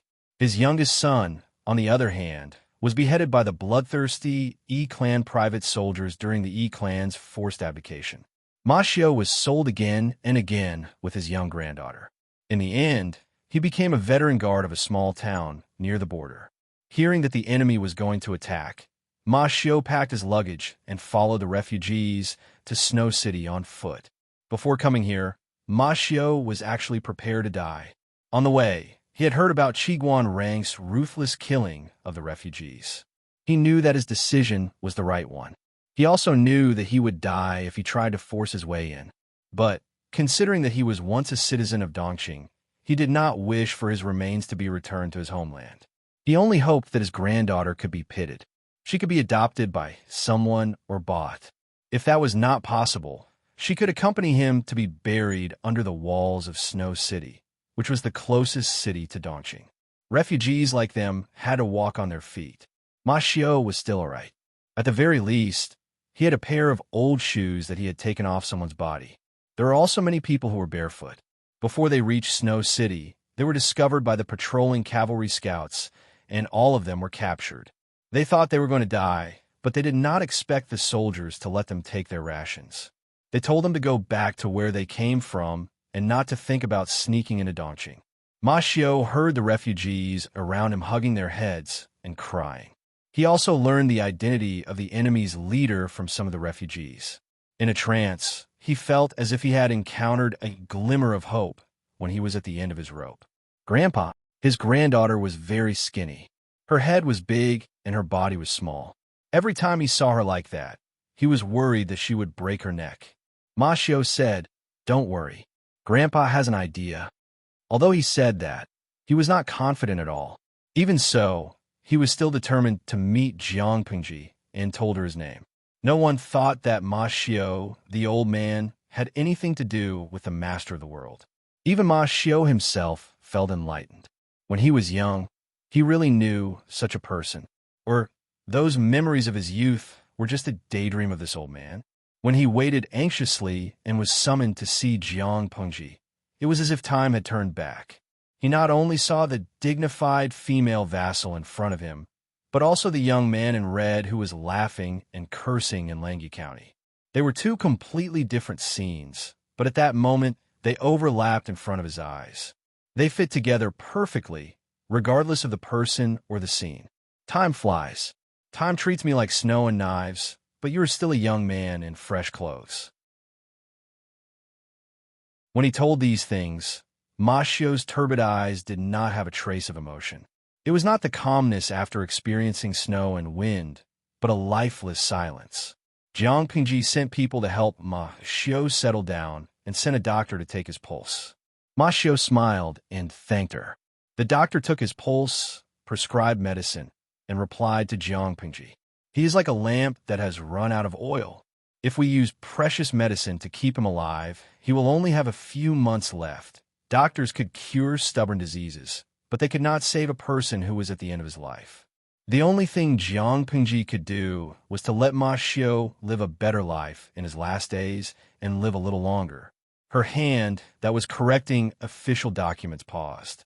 The ink dripped and black dots appeared. "How much longer can he live?"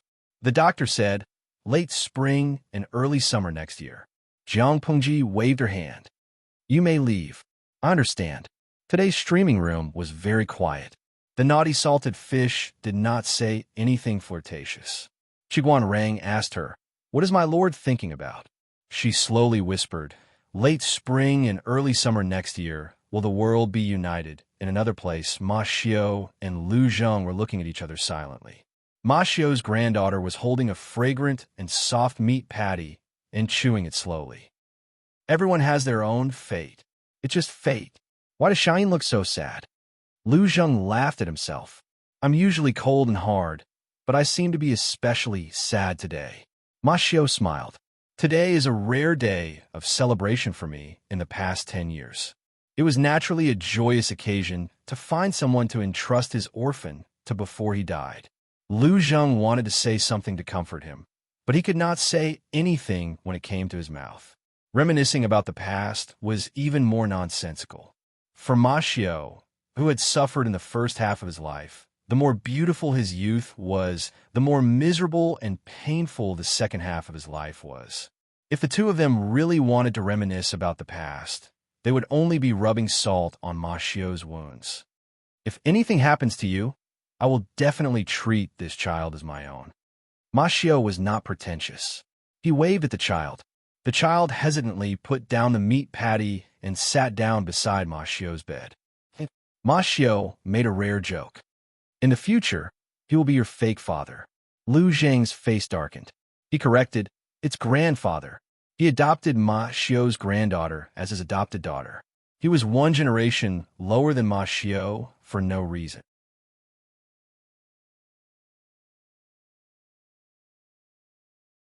Chapter 1819. Ma Xiu couldn't help but say as he looked at his timid granddaughter who was taken away by the servants to rest. She's a poor child. Lu Zheng said, bitterness comes after sweetness. Ma Xiao froze for a moment and laughed. You're thinking the same thing as me. Do you know what nickname I gave her? Lu Zheng didn't know. Ma Xiao replied, Oil orange. Oil orange? Ma Xiao nodded. Yes, oil orange. Eating it for a long time will make the body light and prolong life. It's bitter before sweet. It suits her. Oil orange blossoms in spring and produces fruit in summer. Every mid-autumn, late summer, and early autumn, oil orange fruits fill the branches and leaves. It's also resistant to drought and barrenness. It's very adaptable and can be found in some mountains in the south. The fruit tastes slightly bitter before sweet. Lu Zheng understood Ma Xiao's meaning. After a few moments of silence, he asked, What's her name? I haven't given it yet. In a place like Beiyuan, a child like her doesn't need a name. It's good enough to have a humble name. Ma Xiao was still smiling, but his smile did not reach his eyes. His eyes were cloudy and lifeless. Smiling was just a habit that he had formed for the sake of living. Seeing Lu Zheng's heavy heart, Ma Xiao thought for a while and said, I'll think of another one later. Oil orange was just a nickname he had given her, but she couldn't bear such a nickname in the future. Lu Zheng said, Yes, I'll give you one. If you don't, I'll decide when I adopt her in the future. Ma Xiao smiled faintly and said nothing.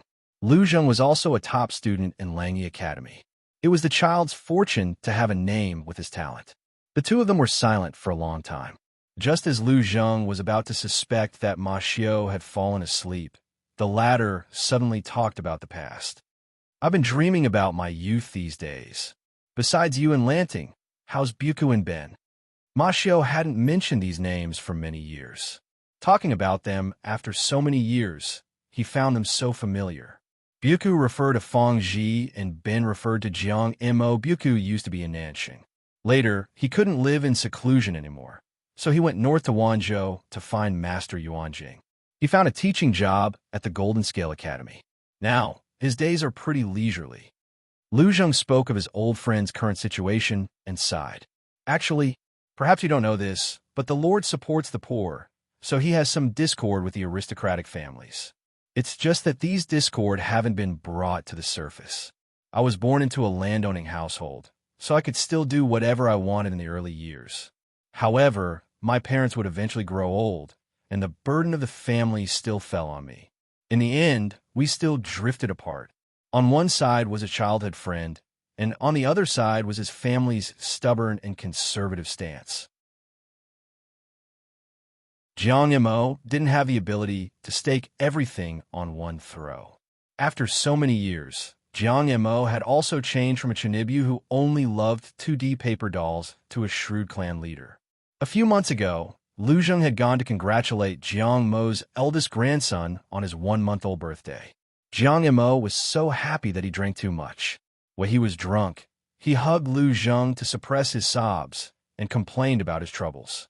He wanted to stay in his teens forever so that he wouldn't have to bear the pressure of his family and the outside world. He also didn't have to go against his will to do things that he didn't like. And he didn't have to become the kind of person he hated the most when he was young. Lu Zheng didn't know how to comfort him. When he woke up the next day, Jiang Mo acted as if nothing had happened. It was as if he couldn't remember what he had said when he was drunk. Xiaoyin, do you think Lu Lanting will kill me if I cross her bottom line? Lu Zheng thought about it seriously and answered, If she still has some feelings for me, she will do it herself. Jiang Mo laughed and cried at the same time. After a long time, he waved his hand and said tiredly, You're right. I just hope that day doesn't come. Lu Zheng stopped thinking, but his heart was still heavy. At this moment, he heard Ma Xiao say, So, among the 5 of us, only Lanting hasn't changed. Lu Zheng said, A person with a strong heart is not easily swayed by external factors. If she didn't have such a strong heart, she wouldn't have reached her current position. Ma Xiao had a long dream that night, not knowing if it was because what he thought about during the day would lead to his dreams at night. This was also the most peaceful sleep he had in years. He dreamt of Langyi County's green mountains and clear waters. Jiang Mo, who still had some baby fat on his face, was fishing by a stream. The scorching sun above his head made him listless, and Feng Ji was yawning beside him. Lu Zheng and Fang Ji were discussing how to make the fire burn brighter. At this moment, Jiang Mo complained. Why is lanting in the future? The fish that we caught are starving. Ma Xiu laughed. He's still young and likes to sleep in. Didn't you slack off when you were his age? Jiang Mo's face turned red with anger. How can I slack off until late in the morning? As they spoke, they heard the sound of hooves approaching from the other side of the river. A figure in red and white rushed out of the dense forest on the other side of the river. Lu Xu was dressed in a red robe, riding on the back of a tall white horse. He urged the white horse to leap across the narrow stream and landed not far from them. Jiang Mo was startled by the movement. The fish that had bitten the bait had escaped, and he angrily threw his fishing rod into the river. Lu Lanting! Nay! Lu Xu grabbed the reins and steadied the white horse. He then jumped off the horse and grabbed a few rabbits that were hanging on its back. Do you think that you can compensate me for my fish just because you hunted a few small animals? Lu Xu crossed his arms in front of his chest. It's a toy that Mr. X keeps in his backyard. I stole it. That bastard seemed to be the one who had embarrassed Jiang Mo a few days ago. He said that Jiang Mo was obsessed with a fire-repelling painting and did not know the beauty of a real person. If Lu Xu found out that he had stolen the rabbits that he had been raising for a long time, he would be so angry that he would cry. Jiang Mo laughed when he heard this, but the others frowned. No matter how much he hated Lu Xu, he could not steal. If he acted recklessly now, he would get into big trouble in the future. After being lectured by Lu Zheng, Fang Ji, and Ma Xiu, Lu Xu could only admit that she had hunted the rabbits. If you hunted them, why did you say that you stole them? Lu Xu smiled maliciously. I was just trying to make you happy. Jiang Mo was infuriated. Lu Xu. Next was the barbecue. None of them were good at barbecuing, but Jiang Mo had to swallow his own. When Lu Xu was not paying attention, Jiang Mo pushed him into the water. He ended up getting himself drenched in the water. You're the bane of me. Lu Xu laughed. Not only am I the bane of you now, but I'll make sure that you won't be able to make a comeback in the future. Jiang Mo gritted his teeth in anger. Remember this when you enter the imperial court in the future. I will. I won't forget it even if I die. Ma Xiu could only play the peacemaker and persuade the two of them to stop fighting. Grandpa, Grandpa. Ma Xiu slowly opened his eyes when he heard his granddaughter's voice. He was stunned when he saw the beams on the roof. What time is it now? Ma Xiu had not slept so soundly in a long time. When he woke up, he did not know what time it was. His granddaughter said, "It's time for lunch. It's already late in the morning."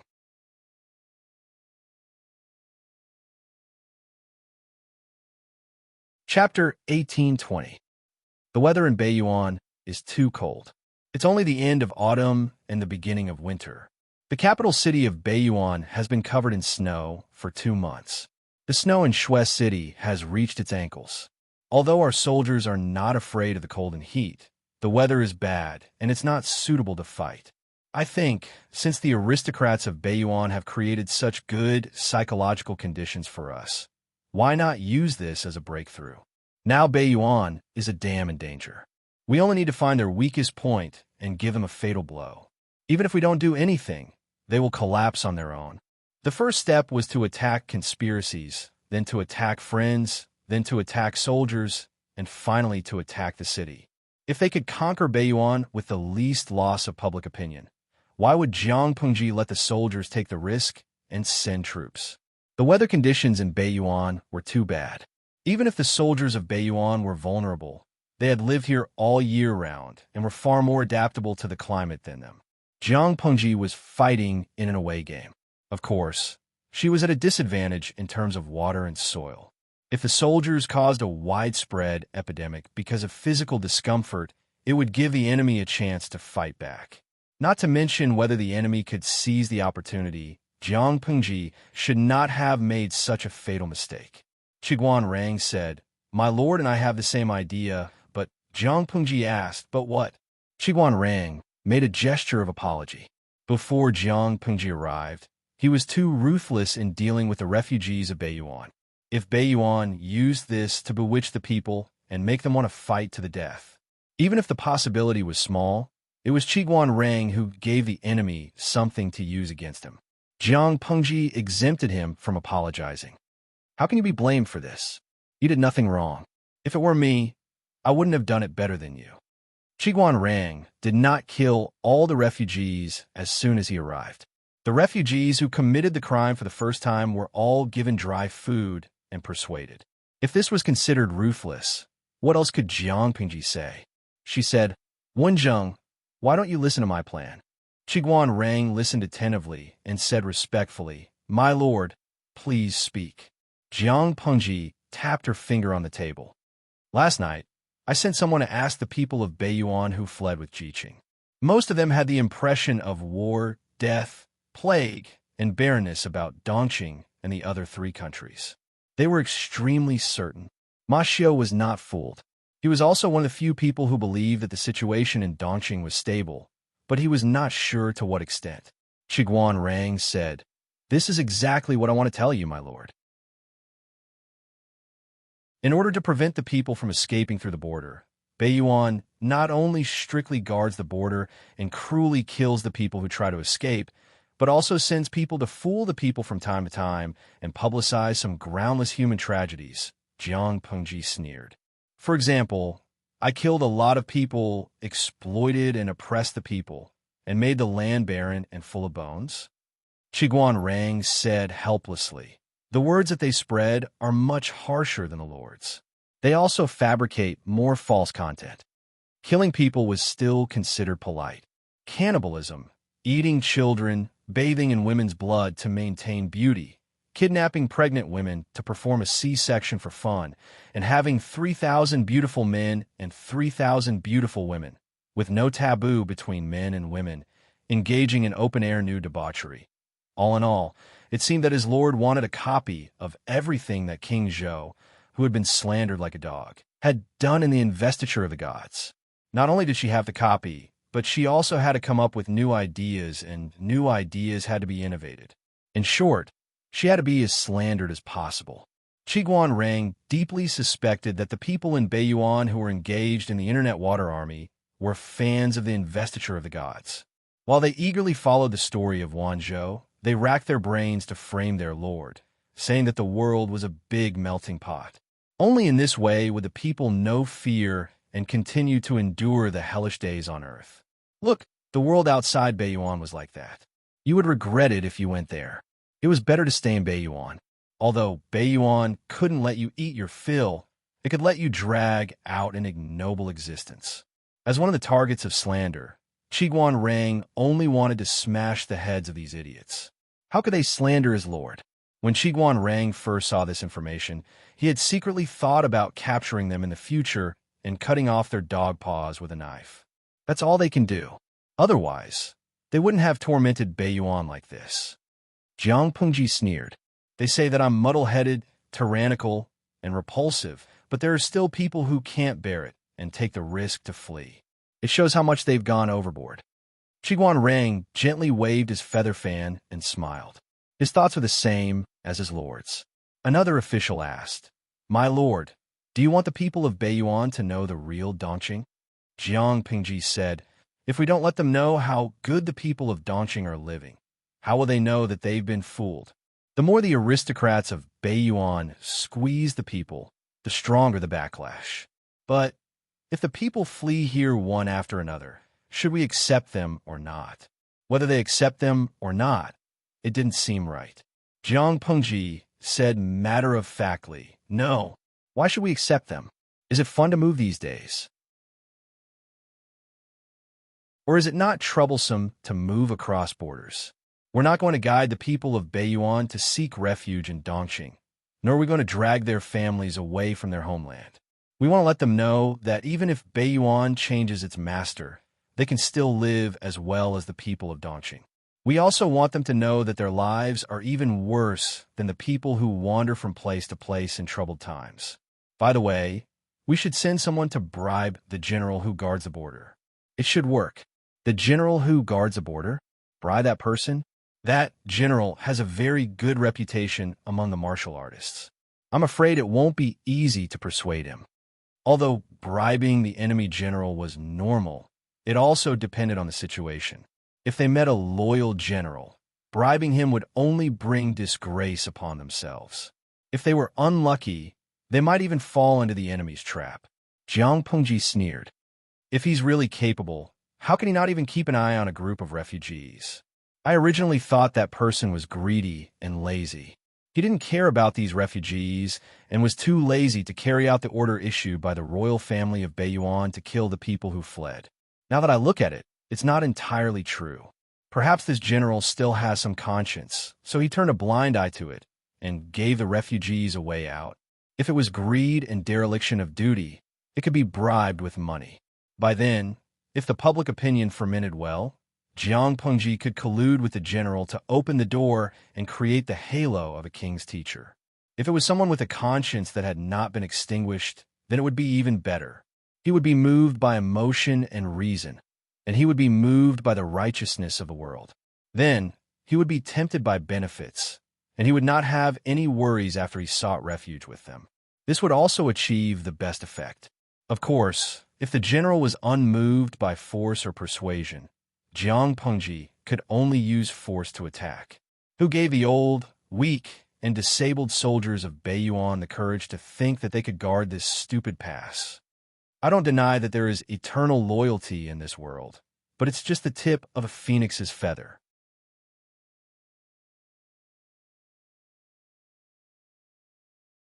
Chapter 1821. When the officials retreated, they went about their own business. Qiguan Rang waved his feather fan and complained to Jiang Pengji. My lord, you shouldn't have said such things to them. It will make you seem suspicious and heartless. It will be written about in the history books in the future.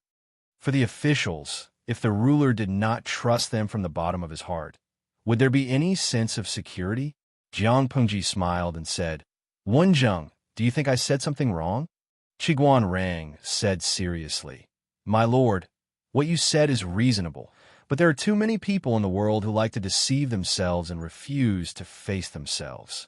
Until the critical moment, everyone felt that they were the most loyal and should be rewarded for their loyalty. When Qiguan Rang was studying in the early years, he discovered that many so-called famous officials did not have much ability. For example, the court officials of Dongqing in the past, but they used their loyalty to the ruler in exchange for positions that were unworthy of their abilities.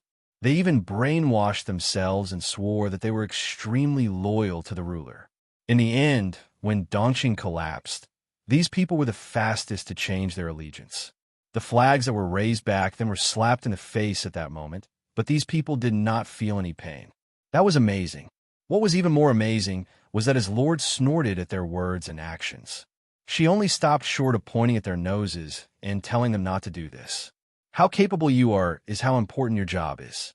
Swearing loyalty to her will not even get you a single grain of rice. Then let them read. Will I lose a piece of meat? Regardless of whether he was heartless or hypocritical, he spoke as if she could hear what these people were saying. A person who has the brains to say such ridiculous things, not to mention the people of the future, even if he is in the present, he doesn't have a right to stand in front of me and say such things to me. So, why should I care about how they bark at me? Qiguan Rang was silent for 3 breaths. He suddenly laughed and waved the feather fan in his hand even more cheerfully. What attracted him the most about Jiang Pengji? Not only were their minds connected, but it was also the arrogance and confidence that had not changed since they were young. To Qiguan Rang, it was far more attractive than a drug pin to a drug addict. Wenzheng, let's discuss something.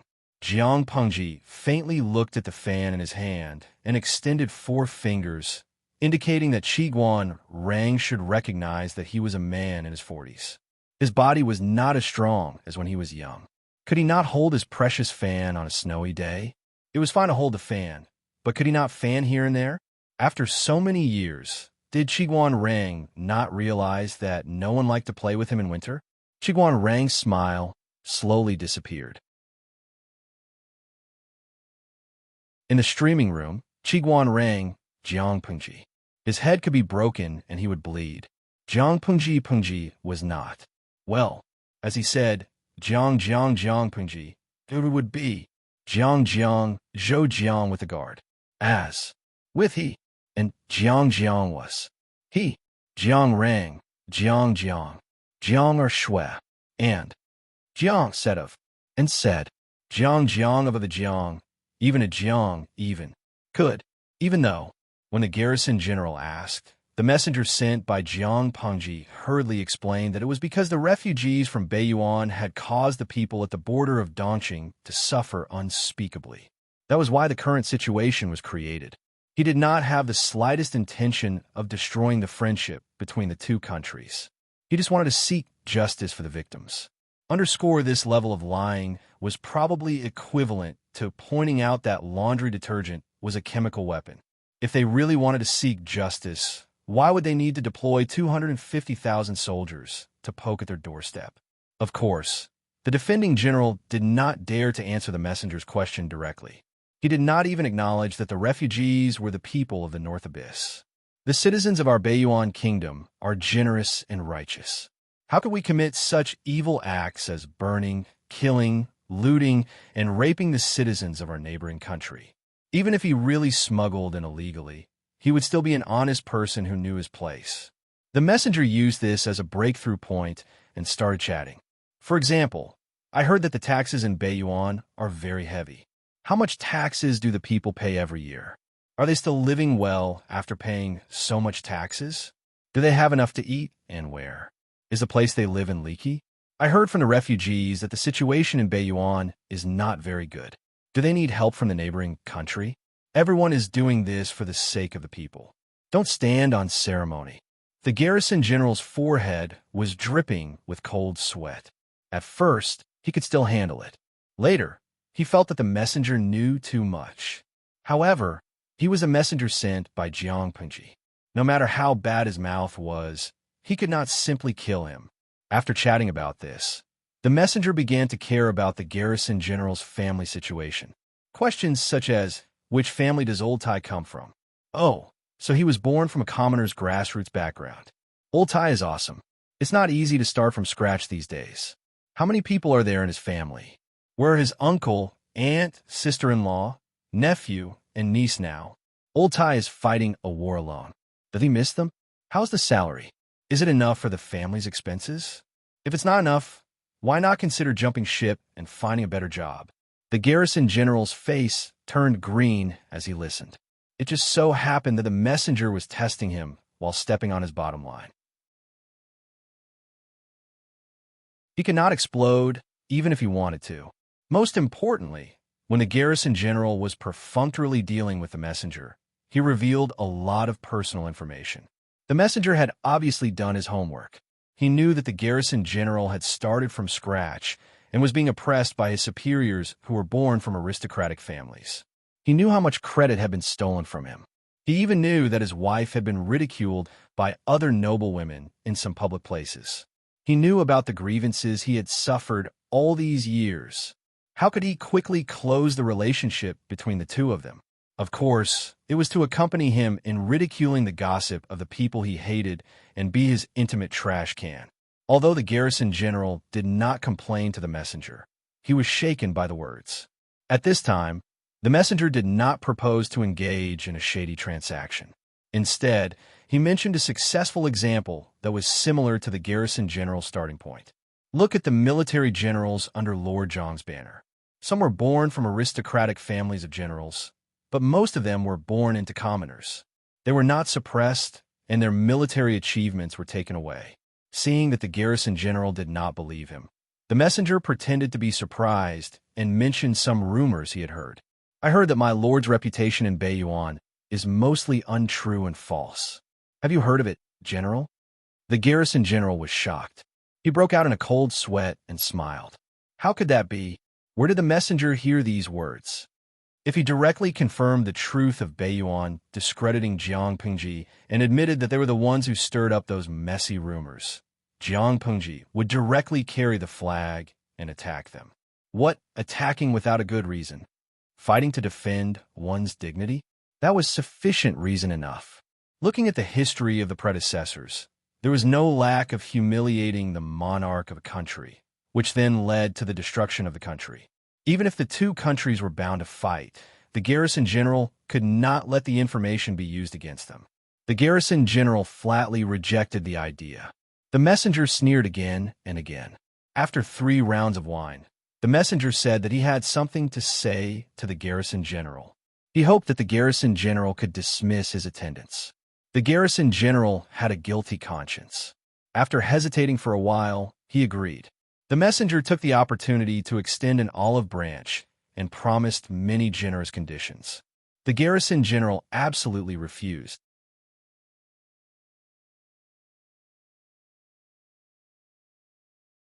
Chapter 1822. The envoy did not get angry. Instead, he smiled and said, "General, you are wrong. A fine bird chooses a tree to rest in, and a virtuous minister chooses a master to serve. Is the current royal family of Baiyuan really the legitimate one? It was merely a vile person who used bloody and despicable means to snatch it. At the end of the day, it was not justifiable. If that was the case, how could they bear the general's loyalty? Worthy of the general's unwavering loyalty? Dare I ask the general, are you loyal to the regicide and usurping Yi family, or to the people of Baiyuan? The Yi family usurped the throne. They should have been executed." The general was distraught, but he had to admit that the messenger was right.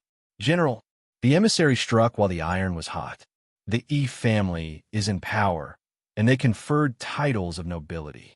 Their entire family ate up the national treasury until there was nothing left. It's not an exaggeration to say that they are the biggest rats in the country. In order to satisfy his own selfish desires, he increased taxes and oppressed the common people, causing the wilderness to stretch for thousands of miles. Bones piled up, and the road to the Yellow Springs was completely blocked. These crimes, dare I ask all the civil and military officials in the imperial court, who doesn't know about them? General, if you can overthrow the tyranny of the Yi clan with the help of my lord's power, you will be avenging the wrongful death of the late lord and upholding justice for the hundreds of millions of people in the North Abyss." The defending general really believed it, but he couldn't tell what was wrong. Master, he was indeed a sycophant who usurped the throne. All these years, the people of Baiyuan had no way to live. This was also an indisputable fact. The envoy said with a smile, "I heard that there are still some descendants of the former royal family of the Baiyuan living in exile outside." The general glared at him and berated, "Who said that?" The messenger was not afraid of the general's threat at all. Instead, he said calmly, "Whether this rumor is true or not, it has left a trace of bloodline for the former royal family of the Baiyuan. If the Yi clan knew about this, they would definitely be anxious, and they would wish for nothing more than to cut the weeds and eliminate the roots, so as to put an end to any future troubles, right? Has the general ever thought that if you can find these descendants and help them to be conferred the title of nobility in the future, wouldn't that prove your loyalty?" The defending general was a little uncertain. Because of the abnormal customs of the Baiyuan, it was not a shameful thing for men to leave seeds everywhere and have children. Who knew if the men of the Baiyuan royal family had left seeds after a night of romance? The Yi clan claimed that the entire Baiyuan royal family had been killed, but was that even possible? Was it impossible for someone to slip through the net? Putting everything else aside, the landowning gentry who had created the world record and had hundreds of daughters and sons was still the subject of much discussion.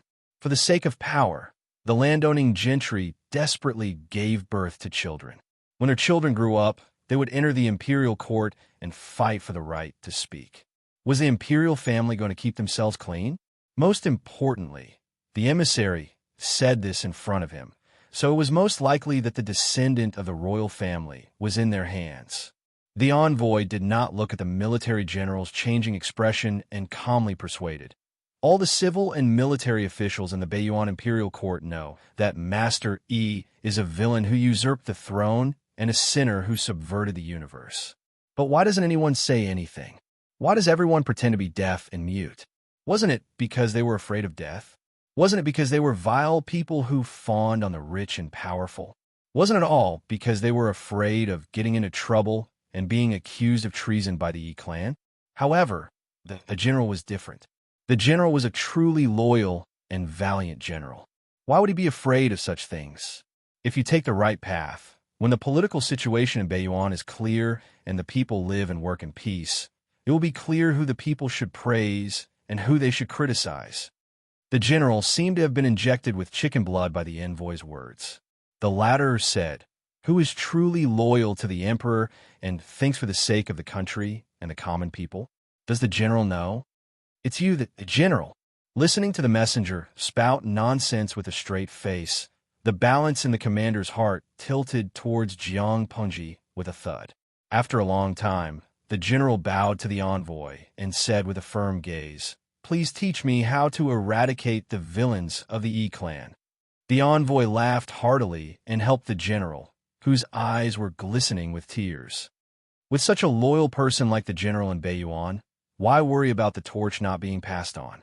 Next, it was time for the envoy to sell his lord and Dongxing in Wanzhou to the general. Listening to the envoy's description of the prosperous times, the general looked as if he had been deceived. He cursed the Yi clan for being treacherous and scoundrels. The envoy asked in surprise, "Why is the general so angry?" The defending general sighed and shook his head. The bastards of the Yi clan really spared no effort in defaming Jiang Pengji. Even the general was dubious. The envoy's face was solemn, but he was already sharpening his knife in his heart. When these little bastards of the Yi clan broke through the royal city of Bayuan, he would capture them one by one and chop off their hands. The general entertained the envoy well, settled him in the best courtyard, and sent the most beautiful women to sleep with him. The envoy smiled and refused. "I have a fierce wife at home. I dare not enjoy it." The general was shocked. What was wrong with a man sleeping with a woman? Besides, it wasn't as if the envoy was going to sleep with her and bring her back. It was just something to relieve himself. Was the envoy so afraid? The envoy sighed. "Has the general forgotten whether my lord is a man or a woman? As a subject, I should at least follow the thoughts of the lord." The general understood and could only remove the women serving him. That night, the envoy ordered the guards he brought to keep watch and inform him to escape if there was any movement. The guard said, "Counselor, did you convince that person?" Feng Zhen clicked his tongue and rolled his eyes. "Who knows if he's just playing along with me? Maybe he'll come to kill me in the middle of the night?" He had obviously underestimated the power of his verbal rap and overestimated the upper limit of the general. The night passed peacefully. Feng Zhen even dreamed that Wan Xiao gave him an encouraging kiss, and the two of them were in a frenzy. He didn't have an affair outside, and he still knew how to keep his chastity. Not bad, not bad. After waking up, Feng Zhen muttered as he put on his clothes. Of course, can Xiao Er's color be compared to any ordinary rouge or powder? He was as pure as ice and clean as jade. Could any woman touch him? What a joke. After dealing with the general and confirming that they could flirt, Feng Zhen's mission was considered complete. He left contentedly. When Jiang Pengji saw Feng Longzi, who was flushed with success, she looked him up and down with a faint smile. Feng Zhen couldn't help but shiver. His hairs were standing on end from his lord's stare. "Does my lord feel that something is wrong?" Jiang Pengji smiled. "No, everything is right." Feng Zhen couldn't help but mutter to himself. If there was nothing wrong, why was she staring at him like that? Qiguan Rang asked, "Is that general reliable?" Feng Zhen said, "Whether he's reliable or not, it's fine as long as he's useful. If he only relies on his brain, he won't have much success in the future." Boorish people deserved to be tricked into his trap. Feng Zhen was probably a scumbag. Yesterday, he was still sweet-talking the general. His mouth seemed to be smeared with honey. He had just settled the general, and now he was pulling up his pants and ignoring him. Would the general be heartbroken if he knew? Sob, sob, sob. Confucius once said, "I'd rather believe in ghosts in the world than believe in a strategist's lousy mouth." The reason the general was tricked was probably because he was too uneducated. Underscore, smiley face, angle. Underscore after a few days, Feng Zhen and the general secretly communicated and put the prepared public opinion proposal on the market. With the general's help to add fuel to the fire, the effect was really great.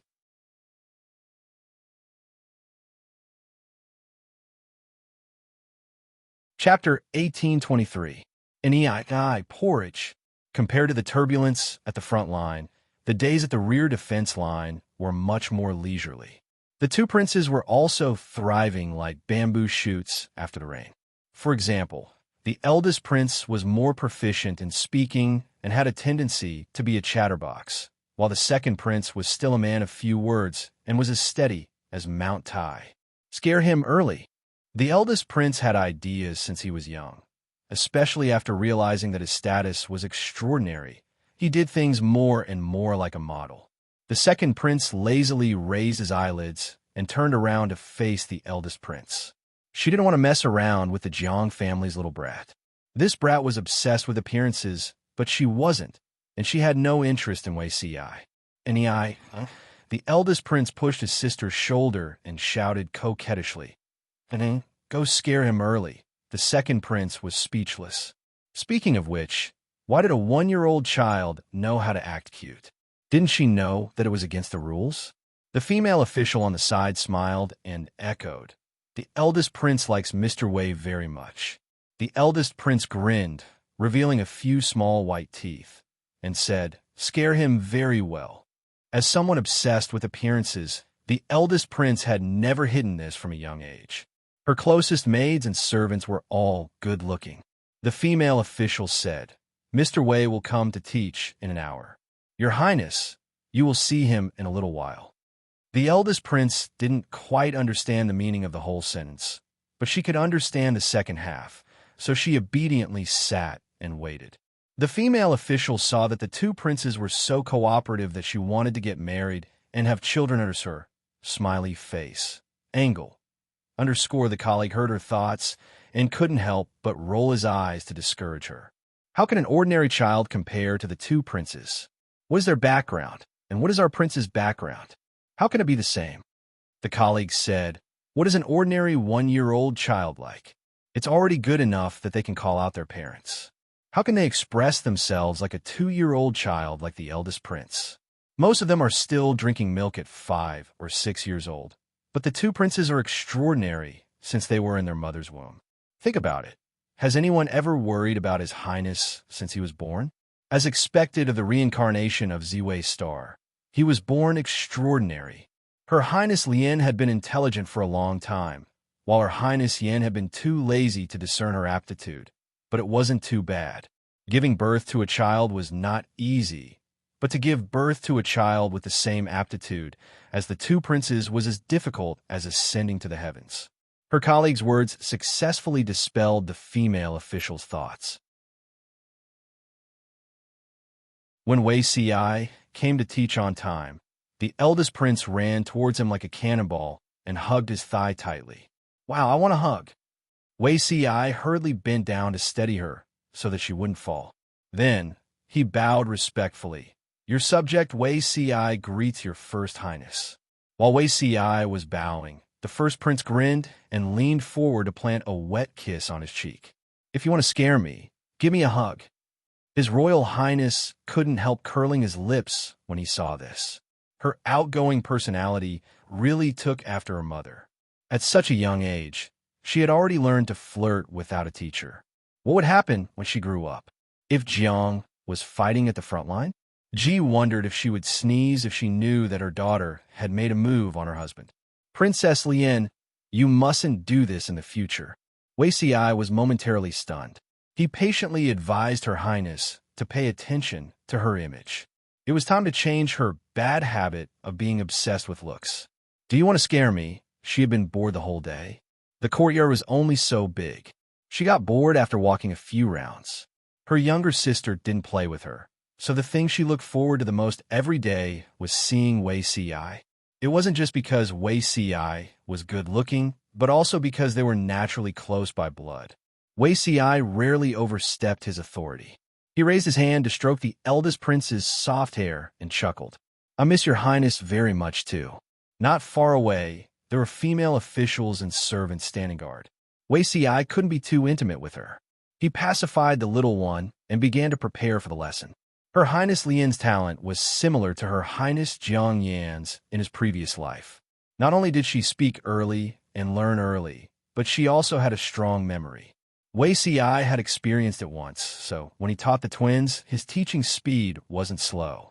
They didn't need to understand the meaning of these books now. They only needed to memorize them. When they were older, it would be much easier to formally enlighten them. As usual, the eldest prince didn't last until the end.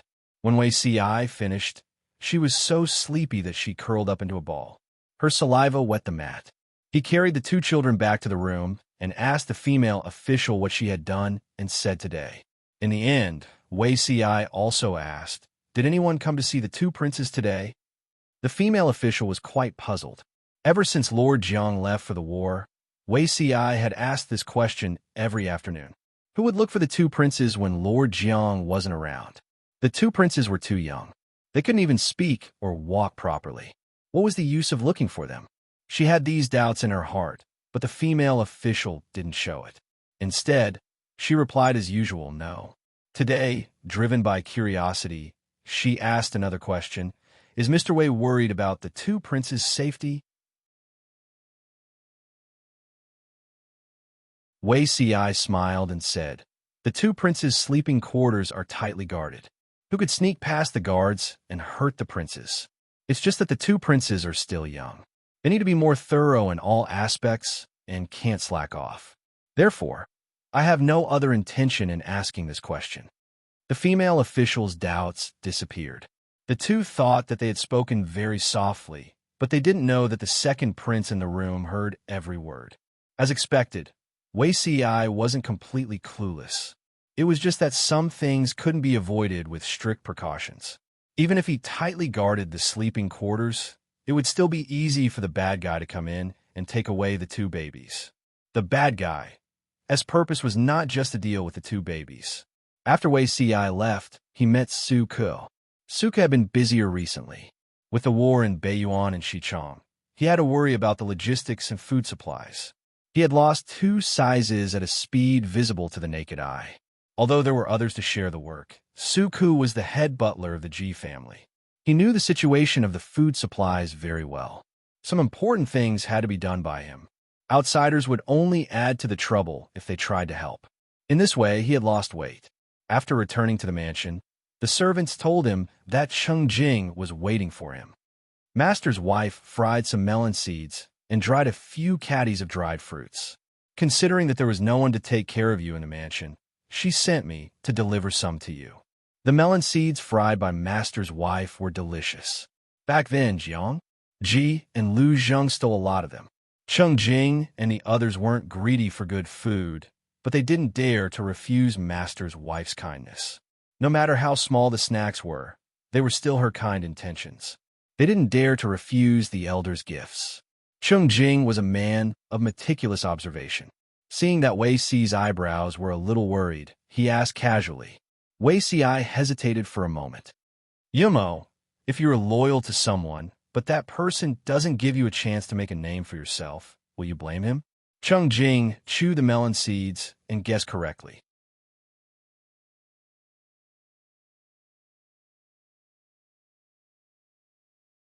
Chapter 1824. Wei Si was stunned when he heard the 2 words Su Ke from Cheng Jing's mouth. His expression was one of astonishment. Senior brother, Wei Si rarely used the form of address he used when he was younger. Cheng Jing was older than Wei Si and had taken good care of him when he was studying. Wei Si used to call him senior brother. However, as they grew up, the close relationship between fellow disciples turned into a friendship between gentlemen, and they began to address each other by their proper names. Cheng Jing asked Wei Si in return, "You think it's hard to guess? Or do you want to know why I guess that the person you mentioned was Su Ke?" "Zixiao, don't you think that among all the officials under Lord Zhang's banner, only Su Ke stands out from the rest? He's more special than Rang." Wei Si was silent for a while. "Senior brother, can you tell me what's so special about him?" Cheng Jing got up and looked around. After confirming that there were no outsiders, he cautiously sat back down. Among the important officials under Lord Zhang's banner, there are 3 who have the lowest status, Zixiao. I am not looking down on their backgrounds, but this is an undeniable fact. Yang Si, Rang, and Su Ke. Among the 3 of them, Yangtze can be considered the master's adopted son. His studies and enlightenment were all taken care of by the master, but it is an indisputable fact that his mother came from a prostitute's family. Not to mention Rang. He was born from a girl at the border of Dongqing forced by the horse bandits of the northern borderline. He was a mixed blood and was not recognized by the two tribes. His birth was equally disgraceful and had been criticized for many years. What Qingjing said was the truth. It was also what Yangtze and Rang hated the most when people mentioned it. The third person, Su Ke. Qingjing paused at the mention of Su Ke. Compared to Yangtze and Rang, Su Ke's presence was almost non-existent. He would only occasionally attract the attention of the outside world. Su Ke offended the aristocrats when he was young. Even though he killed them out of filial piety, this cannot hide the fact that he was branded and exiled. Even though he was released from his lowly status by Lord Jiang and returned to a respectable status, the obvious tattoos on his face could not be concealed. Anyone who has seen him would know what kind of background he has. After saying so much, Qingjing was a little thirsty. He poured himself a cup of tea to moisten his throat. In terms of status, the three of them are equally matched. Wei Si said, "My lord has never been particular about one's family background, only about one's ability and moral character." Qingjing nodded in agreement. That's right. After so many years of observation, she has indeed implemented this very well. She has never shown any favoritism. But here comes the question. Has Lord Jiang really not been biased in these past few years?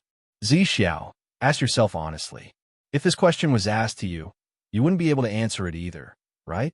Had Lord Jiang ever shown favoritism? To Su Ke, she's probably the most biased person. Wei Si's face turned cold after hearing this. He pursed his lips and did not answer. Qingjing said, Su Ke, Rang, and Yangtze. Other than Yangtze, the other two were acquainted with Lord Jiang when he was young. There is no need to mention Su Ke. Not only was he the first person to meet Jiang Jun, he was also Jiang Jun's study attendant when he was young, a steward who had been entrusted with heavy responsibilities. If Lord Jiang was just an ordinary nobleman, Su Ke wouldn't have mistreated him if he had been her housekeeper and accountant. But Lord Jiang is not an ordinary aristocratic son. She has walked from humble beginnings to where she is today. She is only one step away from ascending the throne, and she will become the future emperor of the world. All these years, Qingjing had been observing the world from the perspective of a bystander. At the same time, he had also observed Jiangsu, Ji, and the other officials. After observing for a while, he found Su Ke to be an anomaly. In terms of friendship, no one could compare to him and Jiang. Ji's childhood friendship. In terms of talent, Su Ke could not be compared to Jiang Qinghu. Ji had been taking care of the rear for so many years and had put in a lot of hard work. In terms of reputation, he was at the bottom of the list of important ministers. Ever since Yangtze followed Lord Jiang, he has been participating in every battle and rarely had the chance to oversee the rear. When Lord Jiang had yet to prosper, she had handed over the extremely important Hu County to Yangtze, ordering him to train the troops and take charge of all affairs in Hu County. After that, he gave him the authority to deal with the Su brothers. After that, Yangtze's official career was even smoother, and he had many military achievements. Relying on these military achievements, who would dare to be presumptuous and despise his background in front of Yangtze? Not to mention Rang. His glorious battle record is even better than Yangtze's. The battle at Zhongzhou was truly brilliant. Not only did he have meritorious service to back him up, he also had Lord Jiang's complete trust. Now, is there anyone who dares to speak ill of his family background to his face? Qingjing's words made sense. If one looked carefully, one would find Jiangsu. The Empress Dowager Ji treats her officials who were born poor and commoners really well. It was not that he was biased towards them, nor was it that he could not distinguish right from wrong. Ji Yinshu was the fairest vassal Qingjing had ever seen. But did this mean that she was not biased? Of course not. She was biased because she would give these people a chance to make contributions and let them speak with facts. As long as they performed meritorious deeds, any reward would not be excessive. With meritorious service and rewards, their status and weight would rise accordingly. In comparison, the officials of landowning households were slightly weaker. Of course, if one didn't look closely, one wouldn't be able to notice it. Even if they found out, Yang Si and the others also spoke with their strength and did not rely on nepotism to get to the top, so there was nothing to criticize. Whether it was the civil officials or the military generals, almost all of them were like that. Among the generals, Li, Fu Wang, Dian Yin, Jiang Nongqin, Meng Hun. These people did not come from noble families, but they had many opportunities to lead troops and lead battles. They were strong themselves, so it was not difficult for them to accumulate military merits. Of course, this also had to do with Jiangsu. It was because there were too few generals in Ji Ye's tent. Even if he absorbed Yang Tao's former subordinates in the later stages of the game, there weren't many battles left. He still couldn't surpass these few in terms of reputation. Everyone was like that, except for Su Ke. It would be hard for Cheng Jing not to notice him, since he was so conspicuous. Su Ke and Mr. Jiang have known each other since they were young. Not only do they have a master-servant relationship, but they also share a youthful friendship. Logically speaking, Su Ke should have won the Emperor's favor the most. Cheng Jing deliberately used the word Emperor's favor. It was a fact that Ji Yi would ascend to the top in the future. Yet, the status he possessed did not match his reputation. It could be said that he had lost the Emperor's favor and trust, but Mr. Jiang had handed over all the matters of the rear to him, almost betting his life on it. Who would dare to say that this was not trust? But to say that she trusted Su Ke, that was not entirely true. No matter how good Su Ke was at internal affairs, he was not only good at managing internal affairs, but he knew nothing about military affairs. He seemed to have never touched military power, even once.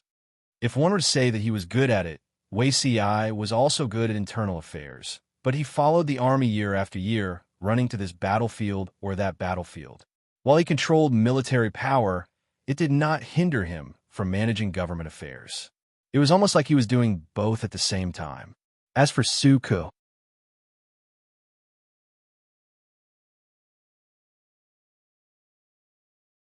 Chapter 1825. Cheng Jing was sometimes confused.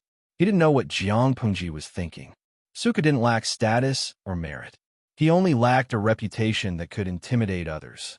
Just like what Wei Ci asked earlier, Su Ke had always been loyal to Jiang Pengji, but she didn't let him go to the front line to make a name for himself. Would he be resentful?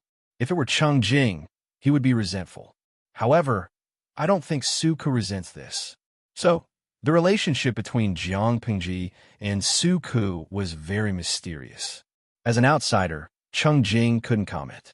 Wei Ci hesitated and couldn't help but whisper, "But I think that with Su Ke's temperament, he won't be content with the rear. Even if he doesn't resent me, he should be dissatisfied. This is human nature." The experience in his previous life also proved this point. Su Ke was determined to repay his former lord for her kindness. No matter how well Her Majesty treated him later, Su Ke still secretly plotted a rebellion. He trapped Her Majesty in the steep mountains and forced her into a desperate situation. Even when the generals reacted and went to rescue her, they all thought that Her Majesty was dead because Su Ke had been lurking for too long. Of course, the ending was that Her Majesty killed all the troops in ambush and sat silently on a mountain of corpses and a sea of blood. She killed Su Ke with her own hands and chopped off his head. Why did Su Ke not forget his former lord and even give up a bright future? It was because his former lord appeared and trained him vigorously. She even gave Su Ke an important task that allowed him to walk out of the abyss. Su Ke valued his reputation very much. This point hadn't changed in his previous life. Wei Ci didn't suspect him at first. After all, Su Ke had been taking care of the rear all these years and worked hard for his lord. Who would suspect him? It wasn't until his lord's words before he left that Wei Ci realized that things might be more serious than he thought. He couldn't help but overturn all his previous guesses and put everyone on the list of suspects. On this basis, he asked himself a question. If these people wanted to rebel, Who was the most likely to control the overall situation without causing chaos? It couldn't be Qiguan Rang, Yang Si, Feng Zhen, Han Yu, Fu Wang, Li Yun, or Jiang Nongqin. These were all important ministers of the Lord. They had outstanding performances in certain aspects, but none of them could do this. Only Su Ke. Only Su Ke had this ability. He seemed inconspicuous, but he controlled all the lifelines. Even if the Lord suddenly died, as long as Su Ke did not fall, the foundation of the entire organization would not collapse. Whoever he supported would be able to stabilize the situation. From this angle, Su Ke was the most suspicious. But Wei Si could not think of any solid evidence that could prove that Su Ke was a suspect. He had no reason to betray them. If it was because he didn't have the opportunity to make a name for himself and make a name for himself in front of others, he could just mention it to his Lord. Would the Lord be stingy with these few opportunities? Would she disregard the wishes of her subjects and forcefully imprison them in a domain so that they would not be able to develop? How could this be? Back then, Han Yu was Su Pei's #1 strategist. He was good at dispatching troops to war, but he was more suitable for legislation and writing books. When the Lord supported him to develop in this direction, she also carefully sought Han Yu's opinion. Only then did Han Yu gradually reduce his activity at the front lines. But if he really wanted to go to the front lines, the Lord would not refute his request. Even Han Yu was like this, let alone Su Ke. Wei Si was very conflicted. Jiang Pengji was in danger at the moment. He could not suppress his worry, but he had to control his bad habit of suspecting everyone. The more he couldn't suppress his suspicion, the more suspicious he was, and the more paranoid he became. Cheng Jing saw that Wei Si's eyebrows were full of worry and asked, "You suddenly mentioned this. Is there something wrong with Su Ke?" Wei Si smiled bitterly and said, "Maybe I'm being paranoid. There were contradictions and things wrong with Su Ke, but it was not enough to prove that he had betrayed them. If Su Ke found out that she made wild guesses without any evidence, the relationship between them would completely collapse, and they would never see each other again." Cheng Jing said, "It's not necessarily being paranoid." Wei Si, he said meaningfully, "Lord Jiang seems to be on guard against Su Ke." Wei Si's face turned pale. Cheng Jing said, "I've said before that Lord Jiang is the most perceptive. How could she not find out what Su Ke is missing? Based on her temperament, how could she tolerate her subordinates suffering such grievances? She has considered everyone, so there's no reason for her to skip Su Ke, who she should not have neglected." Wei Si's heart skipped a beat, and his hands on his knees trembled slightly. Cheng Jing shook his head and said, "But as you said, there's no evidence. No matter how we speculate, it seems like we're being paranoid." The real solution to his doubts would have to wait until the moment when the mystery was revealed. "Zixiao, is something big going to happen recently?" Wei Si raised his head and met his senior's eyes. For a moment, he felt like he was seen through, and all the secrets in his heart were exposed in front of him. He looked away unnaturally. "No. If it's really nothing, based on your temperament, how could you let your imagination run wild and even suspect an important official like Su Ke? Not everyone was as broad-minded as the sea. Some bottom lines should not be crossed. Once they were crossed, they would offend the other person to the utmost." Wei Si could not understand this. The only possibility was that he had discovered something, and that was why he was distressed. Wei Si still shook his head and refused to say another word. He had almost forgotten his senior's ability to see through people's minds and get information out of them. Choosing to talk to him today was a mistake. Cheng Jing said, "If you really have doubts, then don't let your guard down." Before leaving, Cheng Jing raised his hand and patted Wei Si's shoulder, encouraging him in a low voice. Compared to Su Ke, he trusted his junior brother more. Wei Si suspected that there was something wrong with Su Ke, so there must be some unspeakable reason. "Have you sent the things over?" Master Yuan Jing was sitting in the corridor helping his wife curl wool. When he heard that his eldest disciple had returned, he raised his head and asked, "Yes, they've been sent over. Looking at your expression, you seem to be troubled. Did something happen to your junior? Cheng Jing did not want to reveal more about what Wei Si had said.